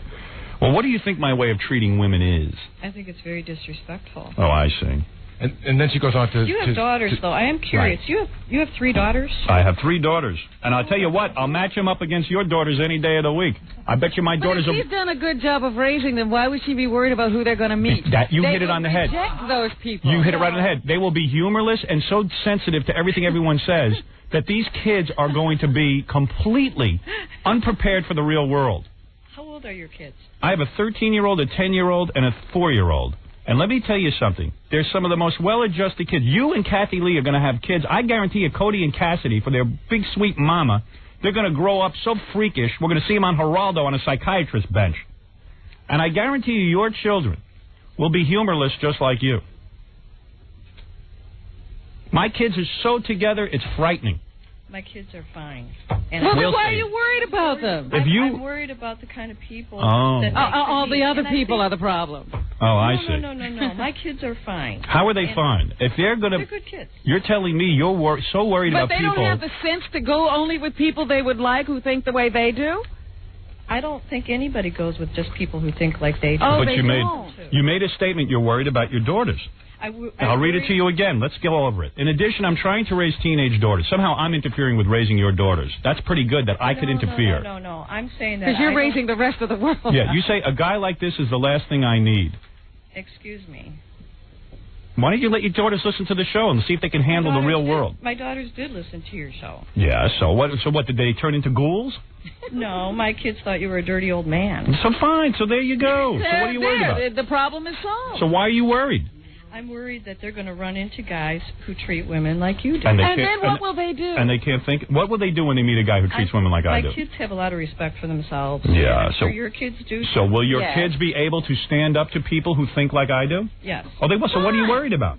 I said, or anybody's daughters in that column. I noticed you left that. Let me ask you something. You afraid of drugs for your daughters? You afraid they're going to go on heroin? No. Are you afraid that they'll be exposed to heroin? Of course. Okay. Do you think they can stand up to it? Of course. So then what are you worried about? Why don't you calm down? I'm not all that worked up. Loosen up. Do you ever let your hair down? I don't think you need to know. Do you ever say wild things to your husband in bed? Do you ever get crazy? You need to know that either. I bet you never have whispered one dirty word to your husband in bed. She's probably a banshee in bed. You think so? Are you a banshee? Doesn't want you to know. I don't think you need to know anything about I think I do need to know that. I think I need to know what you and your husband are doing. Well, I guess you'll know. I doubt it. I'll bet money. Oh, come on. I'll put a tape recorder. Let's have her kids put a tape recorder in the bedroom, and we'll find out if she howls. I think my kids could resist that pressure. Really? Well, listen, you've written an article. Listen, are you going to win the Nobel Prize for this article? No. Are you going to win a writing award for this article? No. Is another newspaper going to read this article and pick you up and put you in the New York Times? No. It's an okay article. It's written okay. Okay, I'll give you that. Oh, well, thank you. It's not great writing. It doesn't move people. The headline is... No, I got an awful lot of calls and letters about of course, because it has my headline on it, Stern, a misogynistic pig. Anytime you associate yourself with me, whether pro or con, you will get phone calls. I'm a tremendously successful entertainer, and associating yourself with me is the only way that someone would read your articles. I never heard of you before this, so obviously linking up with me has put you on the map. Well, that's great. Thank you so much for that. Let me ask you a question. I bet your husband supports the family, not you, with this writing career. This is a house. Excuse me? You're a housewife who gets to write a column every once in a while. Am I correct? No. You're not a real journalist. I mean, you're not. I am. I've been in this business for nearly 20 years. What paper are you with? Oakland Press. All right. Who ever heard of that? Yeah, that's what you said before. What is the Oakland Press? But now you have heard of the Oakland Press. Yeah, but what is it? It's the largest daily in southeast Michigan. Oh, boy. It's not the Detroit Free Press. No, it's not. I'll tell you that. And they ain't going to pick you up from this article. I got news for you. No, they probably won't. And I bet your husband's the breadwinner in the family, right? You're not exactly. It's not the Outpost either. Yeah, you're not winning. You're not getting a big salary for these articles, are you? Actually, I'm doing fine. Thank you for your concern. I bet you're not making over 20 a year. I don't think that's any of your business what I'm making. I bet you I'm right. And I think that with the amount of money you make, I think you could be a little more creative. Like you. Yeah, like me. Yeah. All right, listen, you're not a bad woman. You're just, you know what it is? You're a little uptight. You're probably around my age. How old are you? I'm 43. How old are you? 41. Yeah. And you know what? We both took a different path in life. When I saw the Woodstock thing, and I kind of was liberated by it all, and you're just afraid of it. Oh, I don't think so. You're a scared woman, that's all. Don't be so scared. Your daughters will be just fine. If the worst thing that ever happens to your daughters is they meet a guy like me, they'll be just fine. You'd be happy to have him as a son-in-law, actually. And if you want me to talk to your daughters, because I'll advise them, what age are you going to let your daughters get implants? I'm just kidding, of course. I'm just kidding. All right, listen. Let's agree to disagree, Deb. That sounds great. All right? You're not a bad person. You just have a different viewpoint. That's all. That's true. All right? Mm-hmm. And I'll tell you what I would like you to do. I'd like you to go see my movie, and maybe you'll understand me better. Well, because you'll see the big... Like I say, I'm sure you're a great person. I believe that you're really intelligent. I just don't see it on your show. Well, that's because you don't have a sense of humor. Well... Thank you. You're welcome. All right. Trust me. It's a big problem.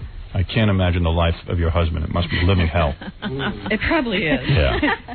Tell me, are you afraid of seeing the movie as well, or like you are afraid of the radio show? I just really don't have the time to waste on it. Oh, right I see. Well, how do you know it's not the best movie ever made? Why do you waste time on this radio show? Yeah, why do you waste time on the radio show and you can't waste time at the movie? Because I was assigned to come here. I see. They have donuts, too. Well, we'll get you some donuts at the movie. Your paper really should be involved in much more serious stuff. Yeah. There's a lot of big problems in Detroit. I don't know if you're aware of them. I don't think I'm the biggest one. I think you're right. Right. Definitely. It's time to cover. Why don't you go back to covering all your other issues? Leave me alone. All right. Thank you, Deb. A pleasure. I admire your bravery for coming down here and confronting me. Oh, well, thank you. Yeah. Nice talking to you. Does your husband go to strip clubs? I don't know. You could give him a call and ask him. All right. Go ahead, Deb. Thank you. Well, that was fun. What was that? Probably at a strip club right now. No, I don't think so. I don't think that would be going down over there. No, she could have found someone with her sense of humor. If she was my wife, I would kill myself. You know, she reminds me of that couple who was called us and the husband was as uptight as the wife. Yeah. So maybe she has that bliss in her. Imagine taking life that seriously. Ooh. Wow. Wow, that's got to be completely humorless your whole day. Because you can't possibly find anything funny. No. Like she probably finds like those comic strips in the newspaper funny. Oh, yeah, she understands Doonesbury. Yeah, right. Like I bet you she likes Nancy. Yeah, and Doonesbury. And what's that one where the girl is always complaining about her single life? Kathy. Yeah, she probably likes Kathy. That's funny. Great. That's great. I can't find 3 idiots to read that thing, but I bet you her husband works late 365 days a year. I could picture the whole household. If he's lucky, he travels. Not enough. Deb, does your husband travel? Actually, my husband is a freelance artist. He's a graphic artist, and he works from home. Really? Yes. So he's home with you a lot? Actually, I'm at work. Oh, so all right. He's got to get a break. Yeah, exactly. I'm sure he needs one. Right. So you're saying your husband doesn't work, so he has to put up with all your stuff because you're the breadwinner? My husband works very hard. What do you mean freelance artist? He's a graphic artist. Yeah? Mm-hmm. On the newspaper? No. He does lots of things. Huh. He works for himself. He's self-employed. He works at home. Really? Mm-hmm. It's a guy with a computer. All right, go ahead, Deb. I'm not here to pick apart your personal life. Check what website he's checking. All right, very good. Freelance artist and a beautiful journalist living together and creating a life. That's nothing wrong with that. Professionals living together. That's all. Sounds like a lot of fun. All right, I got to. Is that it for the press conference? That's it, Howard. Thanks so much. Or is there more fun enjoying that room?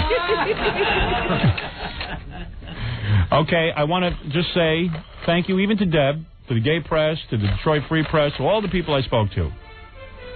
That is what is great about the show. It's people converging together, giving their opinions. That's it. Right? And we're open to them all. Right. And I am just pleased to be on in Detroit. Welcome to my media empire as I continue to grow across the country. And go see my new movie, Private Parts, opening March 7th. I guarantee you laughs galore, because it is one hell of a funny movie, the highest testing movie in Paramount history. Higher than Forrest Gump, higher than Indiana Jones, higher than them all. And that's a documented fact. Thank you. Thank you, press. A standing ovation, Robin. They're leaving. Oh, they're leaving? Oh, I thought that was a standing ovation. I didn't know. Oh, by the way, Robin is single and looking. Just in case put anybody. that in the article. In the Detroit. Yeah, please put that in your article. And please be kind to me in your articles. Thank you. Except for you, Deb. I've already given up on that. Thank you. All right. Well, there it is, Robin. WYST, some of the energy coming out of our Detroit listening area.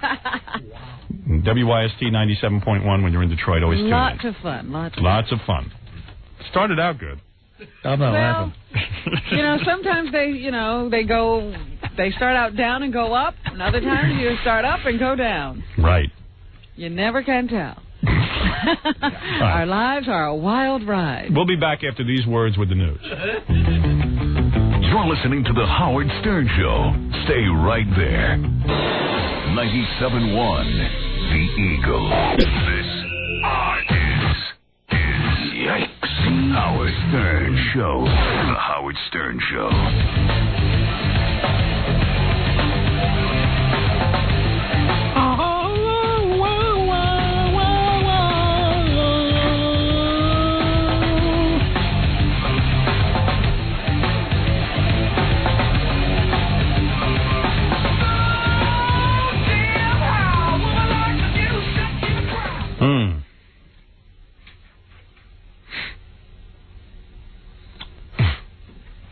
Sorry.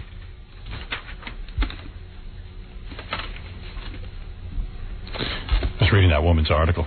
Oh, again. Yeah, just reading how poorly written it was. Anyway,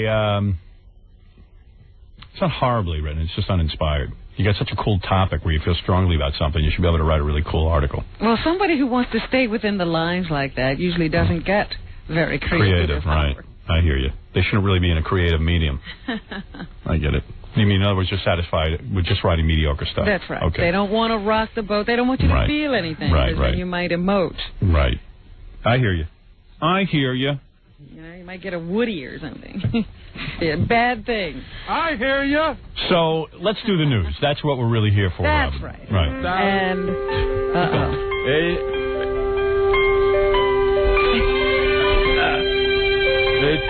It's Power Suit.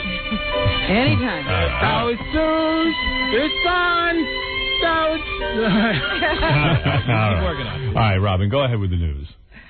Flags are at half staff in Tiananmen Square today. What, they get Jackie CD? Oh, that guy died, Deng Xiaoping. Deng Xiaoping. Deng Xiaoping. Heartless communist.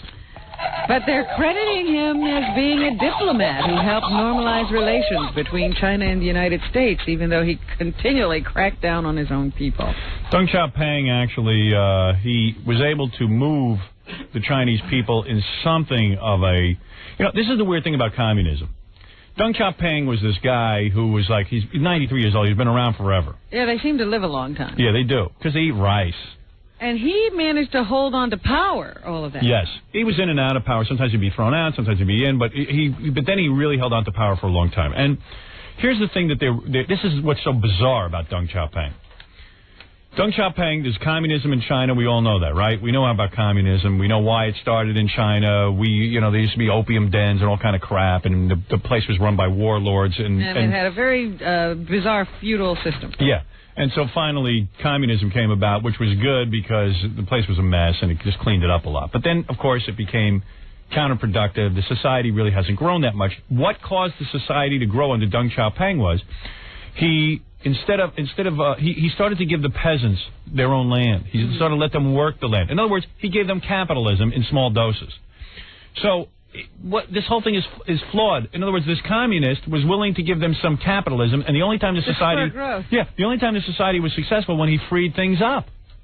But he didn't want it to go too fast because it could get out of hand. Yeah, and then he wouldn't be in power. He's sort of like that lady we were just talking. Yeah.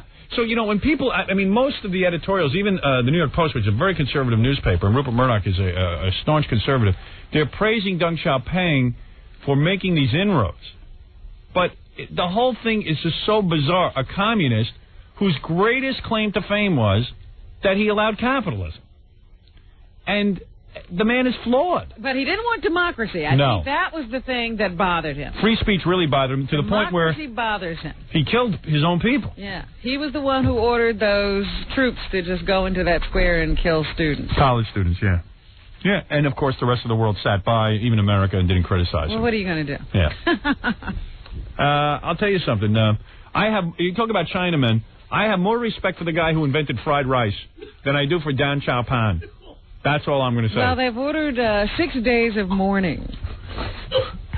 Yeah, well... in that country, but they say it seems that everything's being conducted as business as usual over there. Of course. The roads are filled with cars and bicycles as the city bustles off to work. Bicycles. That's because these communists, they won't let anybody have a car. Can't make cars.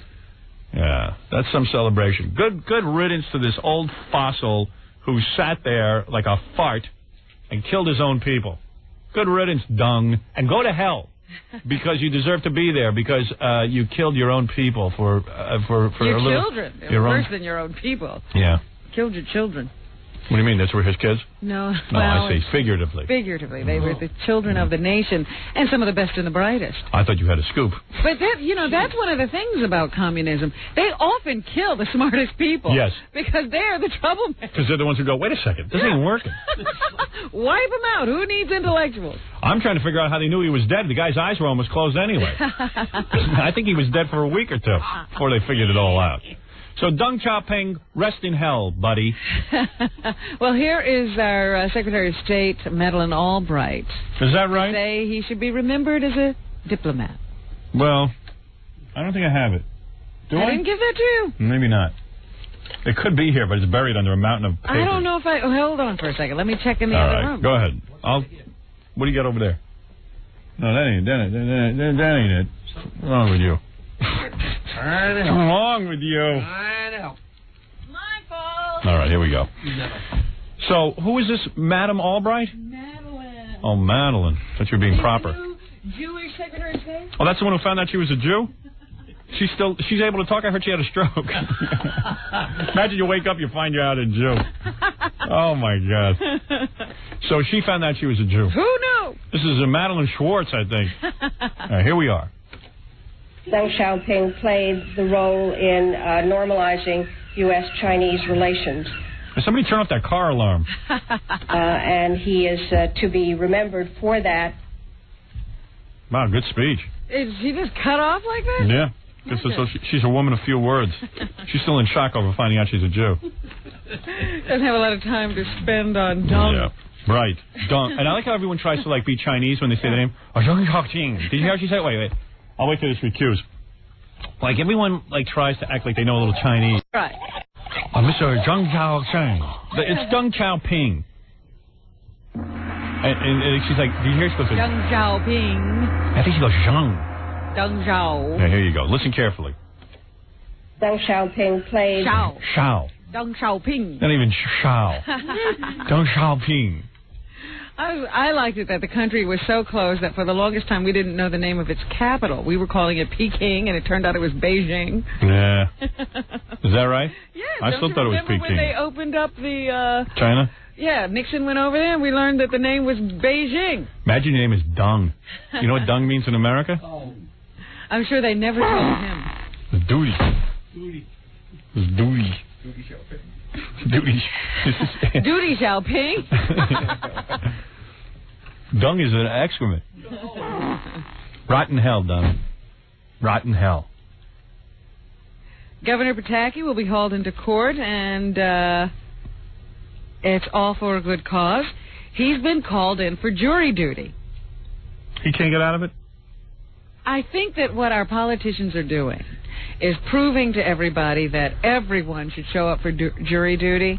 So they're honoring these requests instead of just getting out of them like they normally do. But let me explain to you something about the governor or the mayor when they do these things. They can put it into their schedule. Yeah, right. It doesn't keep them from doing their job. Yeah, right. Yeah, and then, of course, they don't sit there for a week. No, nobody's going to have them on a jury. Right, they go for 5 minutes. But all right. So, I mean, it's not any example at all. It's not the same when I have to show up. Governor's trying to show you that jury duty's important. All right, that's okay. No, it's not okay. Well, it's fine. a farce. He's never going to serve. No, we're not going to serve. And his day's not disrupted. I'm very busy promoting a movie. They're making everybody show up these days. Yeah, I know. It's getting real tough. What else is in the news, Robin? We used to get out of all that stuff. The governor is doing it with a wink. Yes. He knows what's going on. Go ahead. Well, I hope they know what's going on and leave me alone. I'm busy. Nobody wants me on a jury. What is that?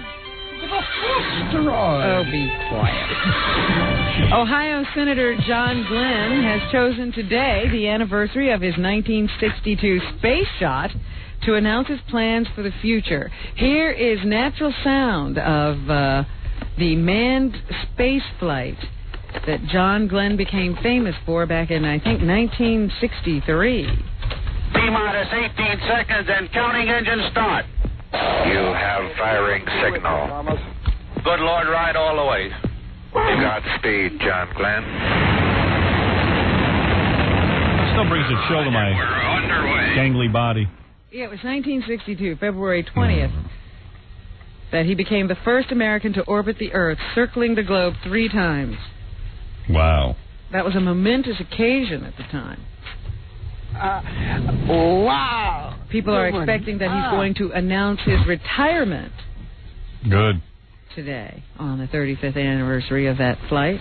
Put some fresh blood in there. He's 75 years old. Can you imagine that? I always, I see the guy's a senator, and I don't know how good he is. I always think astronauts aren't that bright. Because I remember when I was a kid, they used to send monkeys up into space. And dogs. Dogs. And they did just as good a job as the humans. So I always was amazed that people attributed some sort of intelligence to these astronauts. I think it's more of that war stuff. You know, go and risk your life for something. People say, let him be president. Yeah, they should let a dog be president.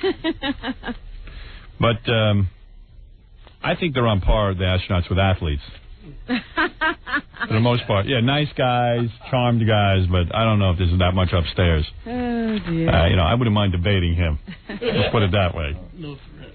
I mean, surely he had to take some kind of a test. He was a pilot, wasn't he? I suppose. I don't even know that he did that. I mean, the dog was a pilot, too, I suppose, and so was the monkey. No. I don't think the dog could fly a plane. I think a small aircraft they could.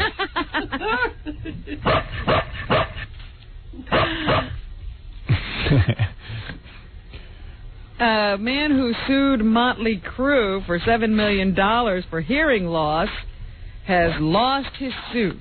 Thank God. A judge in New York has decided that if you go to a Motley Crue concert, you just expect it to be loud. By the way, announce the judge's name, because it seems like there's one with some sanity now who actually throws out cases that are a bunch of crap, doesn't entertain every one of them. Which is this judge who doesn't want to drag Motley Crue in to have a celebrity trial? He should be commended. They don't have the judge's name here. Maybe it's a woman. But he says that the person who brought the suit, Clifford Goldberg, voluntarily assumed the risk of hearing problems when he attended what he knew would be a loud heavy metal concert in April of 1990. Yeah, society's going to protect him. Goldberg says he felt a searing pain in his ear during a Mick Mars guitar solo, but still stayed in his 13th row floor seat for the whole show. Yeah, he didn't know it was loud. All these concerts are loud. The judge also noted that he had admitted to going to metal concerts before, and he had even said he had read an article about a girl who had a hearing problem as a result of attending a Motley Crue show, so he knew the risk going in. His lawyer says they are considering whether to appeal. Trust me, the lawyer's bailing out. These lawyers get knocked down in summary judgment. They're right out of there. But, you know, if he comes back, I'd be very surprised. They go on to the next whacked out case. Lawyers got a whole agenda. Boy, oh boy, it's a strange one. Can you imagine that? I lost my hearing at a rock concert. Yeah, that's something to be proud of. That's why you go to law school. Why not? It'd be so wonderful if once in a while you see a lawyer actually do some public service and defend somebody, some poor guy who can't afford a trial. That you never see. There's 3 lawyers who do that. Mo, Larry, and Curly. Somebody who actually donates a little of their time or takes a lesser fee than $500 an hour. We got these lawyers running around. They got so many law schools now. 70% of the world's lawyers live in this country, and they're all like. You remember Night of the Living Dead when they ate the bones? Mm-hmm. They walk around looking for these cases. They look around to pick the bones of hardworking people. It's the most despicable aspect of our society. Lawyers. We should eliminate all lawyers from this country, and I guarantee you will have a beautiful society. All? I think we need a few. Maybe the ones from Harvard and Yale. That's it. Some real bright guys. Most of these lawyers are blood-sucking lowlifes, except for mine. I picked a few good ones. Prosecutors say the parents of JonBenet Ramsey have not been ruled out as suspects in the 6-year-old beauty queen's murder. Of course not. The declaration was made yesterday in a request to a Colorado judge to keep sealed the search warrants for the property of John and Patricia Ramsey. Ramsey. You know there's a rubber named Ramsey. Does the family have any tie-in with that, Robin? Not to my knowledge, no. Maybe there's a clue there. Prophylactic. Although, whoever the killer was did not use a prophylactic. Because that will be the evidence. They tried to wipe the semen off the body. But, as all guys know, it is impossible to wipe it all off. I've tried. Boulder police haven't named any suspects, but they did say yesterday in court that the parents have not been ruled out. The young girl was found strangled in the family home in Boulder the day after Christmas. A war of words has broken out between the investigators in the O.J. Simpson case. Right. Tom Lang and Philip Van Adder have denounced former colleague Mark Furman for comments in his new book trashing them as incompetent and blaming them for blowing the case against O.J. Simpson. Really? Well, that's absurd. And Furman responded by accusing the two senior detectives of writing fiction in their book. Lang and Van Adder say Furman's book, Murder in Brentwood, is a desperate, cynical, and cowardly attempt to redeem himself at their expense. Well, Furman's got lots of pals left, huh? Slowly painting himself into a corner. Right. That's good. The two guys who might have been on your side are now definitely mad at you. Get them upset with you. Yeah. Well, it's an effort to sell books. He's often used good judgment. Detectives Lang and Van Adder did a fine job, and I suspect Furman did a fine job that night. Although he just has this racist mouth, it had nothing to do with the collection of evidence. Really, man? Well, he's claiming that they didn't read a notebook that he wrote. Yeah. That details certain evidence that they never collected. Believe me, they collected enough. They collected enough. How much more evidence? More? Yeah, well, you collect everything? It was over already. I mean, everything short of a picture of O.J. doing it. We've got enough, they said. Let's leave. James Earl Ray's lawyer will ask a Tennessee judge today to order new scientific tests on the rifle authorities say Ray used to kill Martin Luther King, Jr. This is a guy who confessed to the killing of Martin Luther King, Jr. He wants a new trial. Can you imagine? He now says he didn't do it. He says he confessed, but he didn't do it. Can you imagine? He confessed, but he didn't do it. Yeah, he confessed. I want to see the lawyer who handles this case. The hunting rifle was found a few hundred feet from the Memphis hotel or motel where King was assassinated in 1968. Ray is hoping to prove it wasn't the murder weapon and that a new trial will show he was not the murderer. He admitted to buying the rifle and bringing it to Memphis, and he pleaded guilty to killing Dr. King. His fingerprints were found on the rifle. So did anybody ask him why he admitted to this crime if he didn't do it? Ray was sentenced to 99 years in prison. His lawyer contends Ray pleaded guilty because he had no other choice since the evidence had been stacked against him. I see. That makes sense. He's seriously ill now with liver cancer and or liver disease, and I understand he needs a transplant or he might not live to see his retrial. Yeah, well, tell that to Martin Luther King. He hasn't been around. His liver is useless. No, James Earl, what's his name, Jones or Ray or whatever his name is? Don't get them. James Earl Ray admitted to a crime and let him rot there in that prison. Well, even the King family has some question. They would like the case reopened. Really? Well, yeah, they say that it would end speculation if the man actually had a jury trial, you know, because he just went in and pleaded guilty. Nobody heard any evidence or anything. Yeah, that's usually what they do when a guy pleads guilty. They don't waste time with a trial. There's no need for one. Yes, but I'm just saying that, you know, they still have questions out there, and they would rather a jury had made the decision. I see. You know what it is? Over the years, people want to think there was more to it. Conspiracy of some kind, like with Kennedy. Kennedy was killed by one bullet. Trust me. There's no conspiracy there. I understand that bullet is still traveling. Yeah, it's traveled into 6 more people, but I'm telling you, one lone gunman. That's it. I hate to destroy everybody wants aliens and the Kennedy assassination to be, they want all those things to come true. We're going to have close encounters, and we're going to have 27 guys in on the Kennedy assassination. And 57 people killed Martin Luther King. This guy, James Earl Jones, he right away, or Ray, whatever his stupid name is. James Earl Jones is an actor. That's what you say. I've seen his stuff. You're saying he's not an actor? He's not that great. Oh. He's not that great. Never see The Great White Hope. It's a great role. I didn't think he did that good in it. I saw it on Broadway. He's not that good. He was very good. Well, that's your opinion. Well, do we have to have a jury trial on this, too? Yeah. I say put him in jail. Do you remember the name Lawrence Singleton? You probably won't, but we talked about him a lot. He was the black guy on Welcome Back, Kotter. No. No? Wasn't he a director? No, that's another Singleton. Oh. Why, if I mention a name, do you immediately think it's a black man? Isn't it Fred's life mate in Hartford? Oh. I don't know. Who is it? John Singleton? No, Lawrence Singleton. Oh, John Lawrence. Singleton is the director. Oh, Lawrence Singleton. I don't know him. He's the guy who was arrested and served 8 years in California in prison for raping a 15-year-old girl and chopping off her forearms with an axe. And he wasn't on Welcome Back, Kotter? No, he was not. Oh. Remember this? The girl was left to die by the side of the road, but she survived, and she struggled up the hill with her no arms and finally got a car to stop and all of that stuff. There was a big to-do about his release. At the time, they didn't want him to stay in California where he was coming out of prison, and they had to look around for a community to take him, and he wound up in Florida. It was amazing. The guy did 8 years for chopping. Only 8 years for chopping off a woman's arm. Trying to kill her. You'd think that this woman out in Detroit would be writing an article about that. No, she's busy writing about me. This man is no respecter of women. Yeah, that's who she ought to worry about for her daughters. Well, Lawrence Singleton says he was framed for the raping and maiming of that California teenager, but this time they caught him dead to rights. What did he do? The 69-year-old man was arrested and charged with murder last night after a woman's body was found inside his home near Tampa, Florida. You're kidding me. So there you have it. The police walked in and saw a body. I say, let him out again.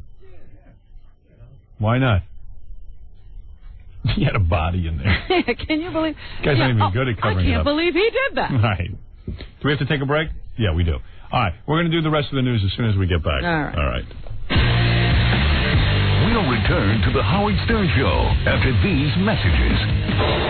97.1. The Eagle. The Eagle Hummer and Prize Cannon will hit Whataburger at 1910 North Coit Road in Richardson today from 1 to 2. Pick up some free stuff, including taquito coupons from Whataburger, CDs, Eagle shirts, and Dallas Stars hockey tickets from 97.1 The Eagle.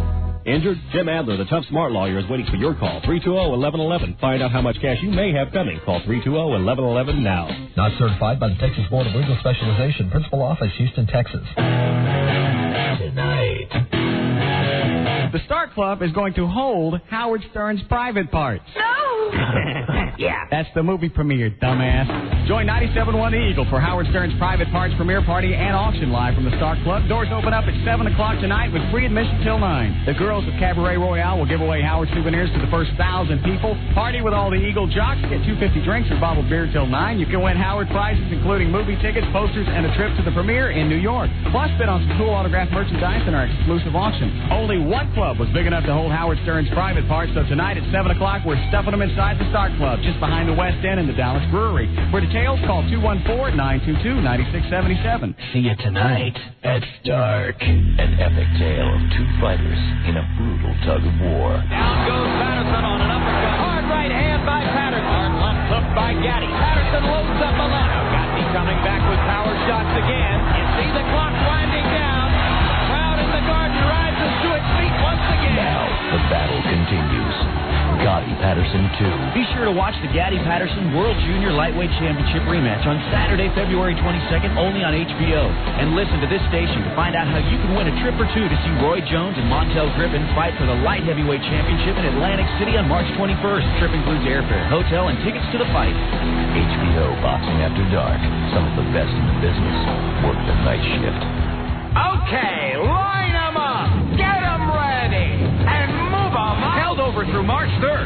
It's Mitsubishi's Get 'em Gone Marathon. Too bad, Honda. Tough luck, Toyota. Maybe next year, Nissan. Because when Mitsubishi says marathon, get 0% financing and make no payments for 90 days on Mirage, Montero, Montero Sport, 3000 GT, Diamante, even Eclipse and Galant with cash back up to $1,750. I get 0% financing and no payments for 90 days? Wow! Yes, through March 3rd, only at your Dallas-Fort Worth area Mitsubishi dealers. Get 0% financing. Make no payments for 90 days. Cash back up to $1,750. It's Mitsubishi's Get 'em Gone Marathon. 0% financing and no payments for 90 days. Now through March 3rd, only at your Dallas-Fort Worth area Mitsubishi dealer. Mitsubishi, built for living in Texas. Cash back on 97 Galant ES, 0% limited term financing through MMCA with approved credit. Offers exclude Eclipse Spider and 95 3000 GTs. I'm gonna keep on moving. One stop, now I'm on my way. I'm gonna keep on moving. With Precision Tune Auto Care, I'm on my way. When you choose Precision Tune Auto Care, you get something no one else provides. Precision value. That means we're the one stop for oil changes, brake work, and scheduled maintenance with no appointments necessary. Our work is also performed by certified technicians at a price the dealerships won't offer. Backed by a 12-month, 12,000-mile nationwide warranty. Precision Tune Auto Care. Quality service guaranteed. With Precision Tune Auto Care, I'm on my way. And right now. Mention this radio ad at any of the participating Metroplex Precision Tune Auto Care locations and get a complete oil, lube, and filter service for only $12.90. That's right, a complete oil change for only $12.90. Stop by Precision Tune today. See Center Manager for warranty details. AGL Fort Worth, Dallas. It's an auto group. Hi, is this Corvette City? Yeah. Yeah, I need to get directions from you. I'm coming down from Irving. How far is that? It's a good little drive. If you come down LBJ. Actually, I kind of want to stay off the highway because I'm going to be on my bike. Do what? I want to be on my bike, so I kind of want to stay off. I can't take the highway. On a motorcycle? No, a bicycle. And you're in Irving? That's a pretty good bike ride. I'll be okay. I'm gonna eat a power bar, and it'll keep me going. How long do you think that'll take? It would take me forever. Oh, yeah? Suggest you get a ride. I really wouldn't suggest it, man. It's super cold out there, and it's far. I should be okay. I'll just eat a power bar, and it'll give me plenty of energy. I'll just come on down. Okay, well, you're going to need it. Good luck. Thanks. I'll see you soon. Power Bar Energy Bars. Balanced nutrition and lasting energy for everyday life. And then some. Power on. Power Bar Energy Bars. Available at Tom Thumb, Simon David, Kroger, Whole Foods, 7-Eleven, GNC, and other fine stores. Tonight on Fox 4 News. Was there a time you desperately wanted Michael Irvin killed? In June, a Dallas police officer pays to have a Dallas cowboy murdered. He's already made the phone call, and the hitman already going to be in Dallas, so he's already had everything set up. Johnny Hernandez tells Fox 4 News his side of the story. Were you trying to back out of it? Yeah, I tried to back out of it. Johnny Hernandez, Behind Bars, an exclusive Fox 4 News interview. Tonight at 10. On the next Hercules, the legendary journeys. She belongs to Ares. Torn between duty and true love. Marry me. Hercules risks everything. You'll be mortal. Your kind is extinct. When the god of war takes his revenge. I win. No, I win. And nothing will ever be the same. What's wrong with you? My strength is gone. After the next. How do you expect to go on helping people? Hercules. Tonight at 7 on KDFI Hot TV 27. Okie Data brings you the first $299 laser class printer, the Okie Page 4W. Buy one before March 31st and get the Think Big bundle worth over $100. Look for it at CompUSA. 97.1 The Eagle. Uh-oh. The Howard There we are. Show. Uh-oh. Typo Negative and Ozzy Osbourne from that brand new Private Parts soundtrack.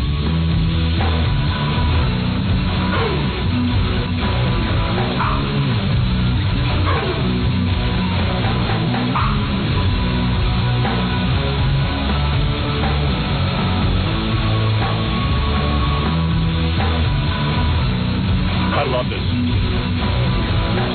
A lot of radio stations added this yesterday. Oh, when I look up to the sky, I see your eyes in a funny kind of yellow. I love that. See, they played me the music, Typo Negative, and then I said, boy, wouldn't Ozzy be great with that? That's a good combo. You ever see Typo Negative? Those guys are real muscular. They must work out. Something funny about muscular guys with guitars. Yeah, muscular musicians. Yeah, like real, but super, like big arms and powerful looking. That's why Henry Rollins always. Yeah, I know. He freaks me out. Typo Negative freaks me out, man. What is it? No, good. I opened up for them. Yeah. And before they go on, they have their weights, and they all, and they'll pump. And they pump up? Yeah, because they're huge. Yeah, they pump up right before they go on. Yeah, they're huge. They look scary, those guys. Yeah, they do. They're all in black. I don't understand that. I don't know. I don't get it either, but they're really big. So I was trying to talk to one of the guys, the singer, and he had his, dumbbells. Yeah, okay, yeah. Yeah, they're tough guys. I didn't know anything about them until I got into business with them. They're great, though. Yeah, they're really good. Really good musicians. The first time I saw a video of theirs, I was like a little dumbstruck. You know what I mean? Yeah. I'm sure if they met me, they'd just use me as another, barbell. Yeah, they just bench press me. Bench press me. Hey, you're long and thin. We can put wrap weights around you and bench you. Hold this, and then they just lift you up. The real men is what I'm saying. They don't look like kids. No. Yeah. That is my favorite track on the album so far. Is it really? Yeah. Me too. I love that one. Well, I love the one that me and Rob did. We interrupt our regular programming to activate the North Central Texas Emergency Alert System at the request of the National Weather Service. We now resume regular programming.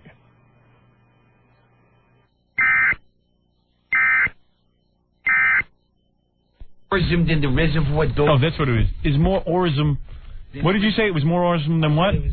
It blows away the Reservoir Dogs soundtrack. Yeah. That was the best. Was that the best? Yeah, well, you know why? Because the Reservoir Dogs soundtrack has like clips of the movie in between all the songs. Yeah, that's what I want. And they lead into the song. Right. So I always thought that was a great idea for a soundtrack. You know, Yeah. putting the and this not only is that it's funny as hell. It's balls out funny. Balls out funny. Yeah. And plus, it's clips from the movie, so yeah, and you know get what? to know the movie. It's the clips are like great for answering machines and stuff like Yeah, that. right. And That's what I figured. You could have a lot of fun with it. I think Vans would like it. Absolutely. Right. So every time I call somebody now, I'm going to Yeah, you're going to hear clips from the movie. This is Steve Grillo. Listen to this. I already know what I want to put on my answer. Which one? Can I say it? The WNBC? No. Just do one word. You are the mother. Oh, that one. Yeah, that's a good one. Or Moti. Yeah, right. That's funny. That is such a great, because I remember when they did that on the set and everybody was cracking said up. that. Like, everybody laughed for 3 weeks after that. That's why I put it on the soundtrack album. How'd you hear all this stuff already? Just got I breezed through it when. Doing it while he's supposed to be working. Well, he's busy working on my CD. He had input into the show. It was good. Yeah. It was so quick that you didn't even notice. Yeah. Nobody missed you. All right, get out of here, both Have of you. you got any lines of dialogue yet? Do you memorize lines of dialogue? Yeah, I can't say it on the radio. I know, they're all dirty. Yeah. Yeah. Those are the The Modi stuff. And yeah. It's great. Modi. Modi's cool. Modi rocks. Can't wait till the whole audience sees the movie so we can talk about it. All right. Anyway, where were we? We were in the news. Here's your news. And now here's Brown recording with the news. You know, we need a once again kind of intro. Yeah. Go find him. Once again, here. Yeah, go find that woman on the street. Go ahead, Robin. Is that a woman? That's yeah. A guy, I think. Oh, I thought that was a woman. That's a guy. Did you hear about the Reebok flap? This is really funny. Reebok came out with a new woman's sneaker, running shoe or something, and they called it the Incubus. The sneaker's name is Incubus. You know who Incubus is? The Incubus is a demon that rapes women in their sleep. Yeah. So do I. Where's the foul? Where's the foul? Hey, they don't know it. They didn't know that, apparently, at Reebok until they started getting complaints. I always thought People Incubus. saw it in the store. I always thought Incubus was the devil. Well, it's a form of demon. Right. So sometimes it just gets shortened into the devil. But there was a whole, well, that movie was called The Entity. I used to call our general manager at NBC the Incubus. Yes. You didn't know that you were calling him that either. Yeah, I mean, who knew they'd name it a sneaker after it? I didn't know it was that specific, that it was a guy who rapes women in their sleep. According to medieval mythology, the Incubus was a sex-hungry male demon who raped defenseless women in their sleep. That's funny. How many pairs of sneakers did the Reebok company make? And the corresponding female demon was known as? Succubus. Yes. Thank you. I know a lot about this crap. Oh, yeah, right. Didn't know what the Incubus. I work with Rob Zombie. The sneaker goes for $57.99 and bears the Incubus name. I don't care what It's it's been on the called. market for a year. I don't care what it's called. $57.99 is a decent price for a good woman's sneaker. And there's been about 53,000 of them shipped. So I want to get some. Where do I get them? Sears is selling. Sears. Just so uptight, Sears. We're immediately destroying these sneakers. The name appears only on the box, not on the shoe. Oh, is that right? Oh, big deal. So change the box. Call it something else. A Sears spokeswoman said, "We don't like it." Yeah. They don't like anything. We're working with Reebok to remove the name from our stores. What do they like? Reebok said they will ship the 50 pairs of Incubus that are left in the warehouse without their boxes. Incubus. Yeah, some in a brown paper bag. Incubus sneakers. What a cool premise for a movie. Like, all the women who get them now start getting raped in their sleep. Oh, geez. And, like, now it becomes like a Freddy Krueger thing. I'm going to run it. I'm going to go home and run treatment. Try and find out what the common denominator is. Yeah, and they can't figure it out. But everyone have, and then they all get together in an encounter group, and they're all wearing Incubus shoes. The name was conjured up by a team of internal marketing whizzes. Whizzes. And outside consultants. Incubus sneakers. Wear them in your sleep. And even made it past the legal department. So Incubus sneakers. The devil's shoe. They're trying to figure out how it got through the system without anybody realizing that this was going to be a real big faux pas. Incubus. They'll visit you in your sleep. Incubus shoes. So there you go. The Incubus shoe. Get it while you still can. Incubus by Reebok.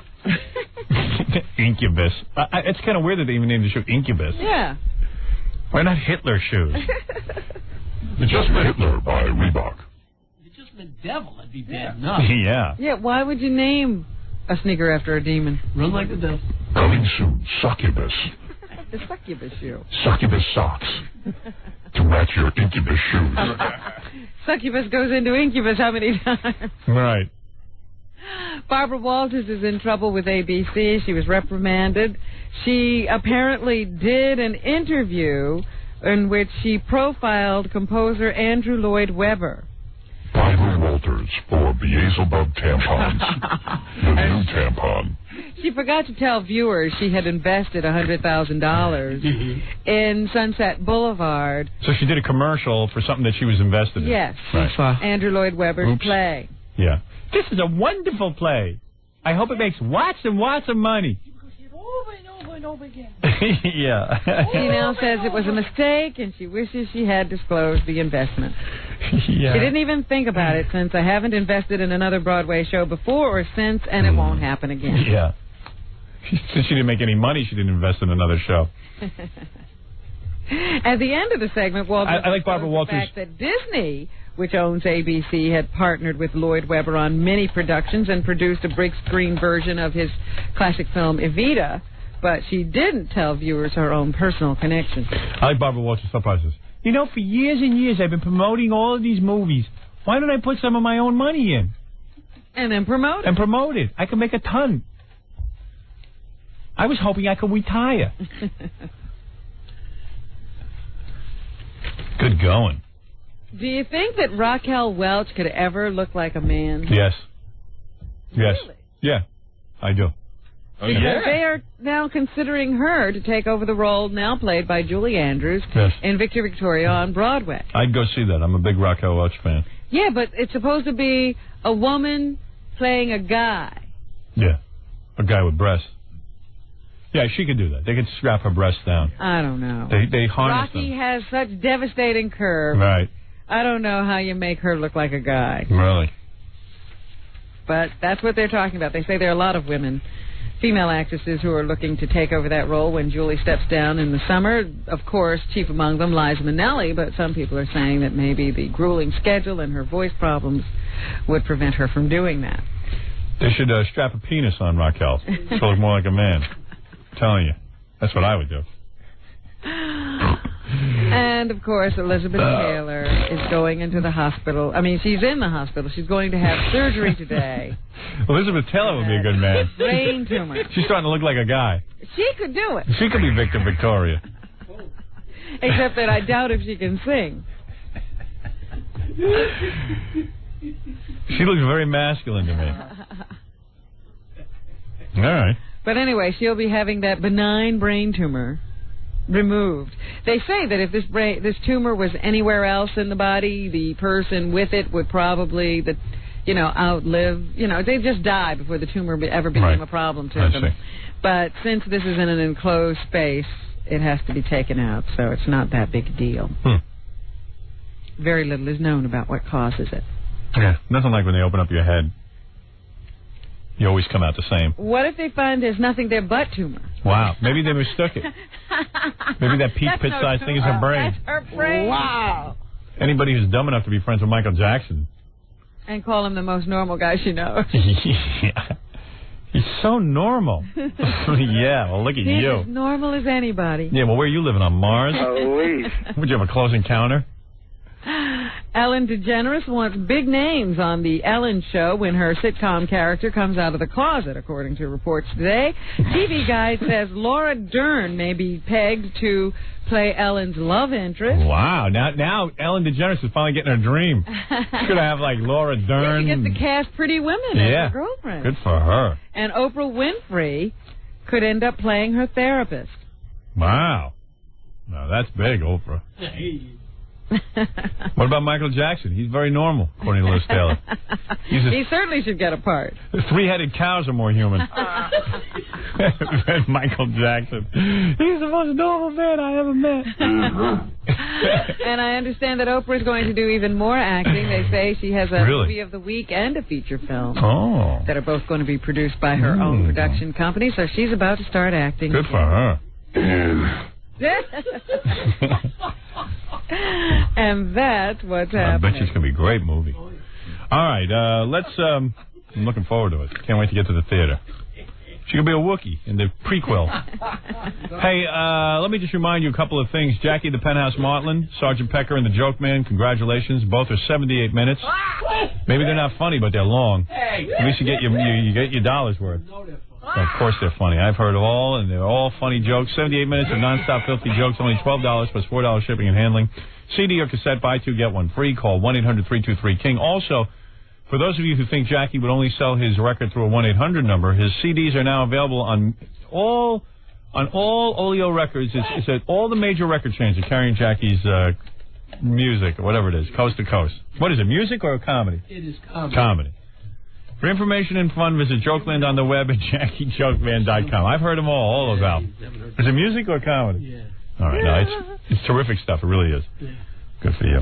At least it's in phase. Yeah, you're out of phase. Take that. That's not for a joke. There's 78 more minutes of that angry humor on my CD. Ow. And what else, Robin? Do I have to plug anybody else? Is anybody else on the show? The Scores girls were here. Thanks to Scores. And they'll be on the bus today. The bus, the private parts bus. I don't think we had any other guests. Yeah. I want to thank all the Detroit press for participating in our press conference. And that, too. See you tomorrow. More to come when the Howard Stern Show returns in a moment. 97.1 The Eagle.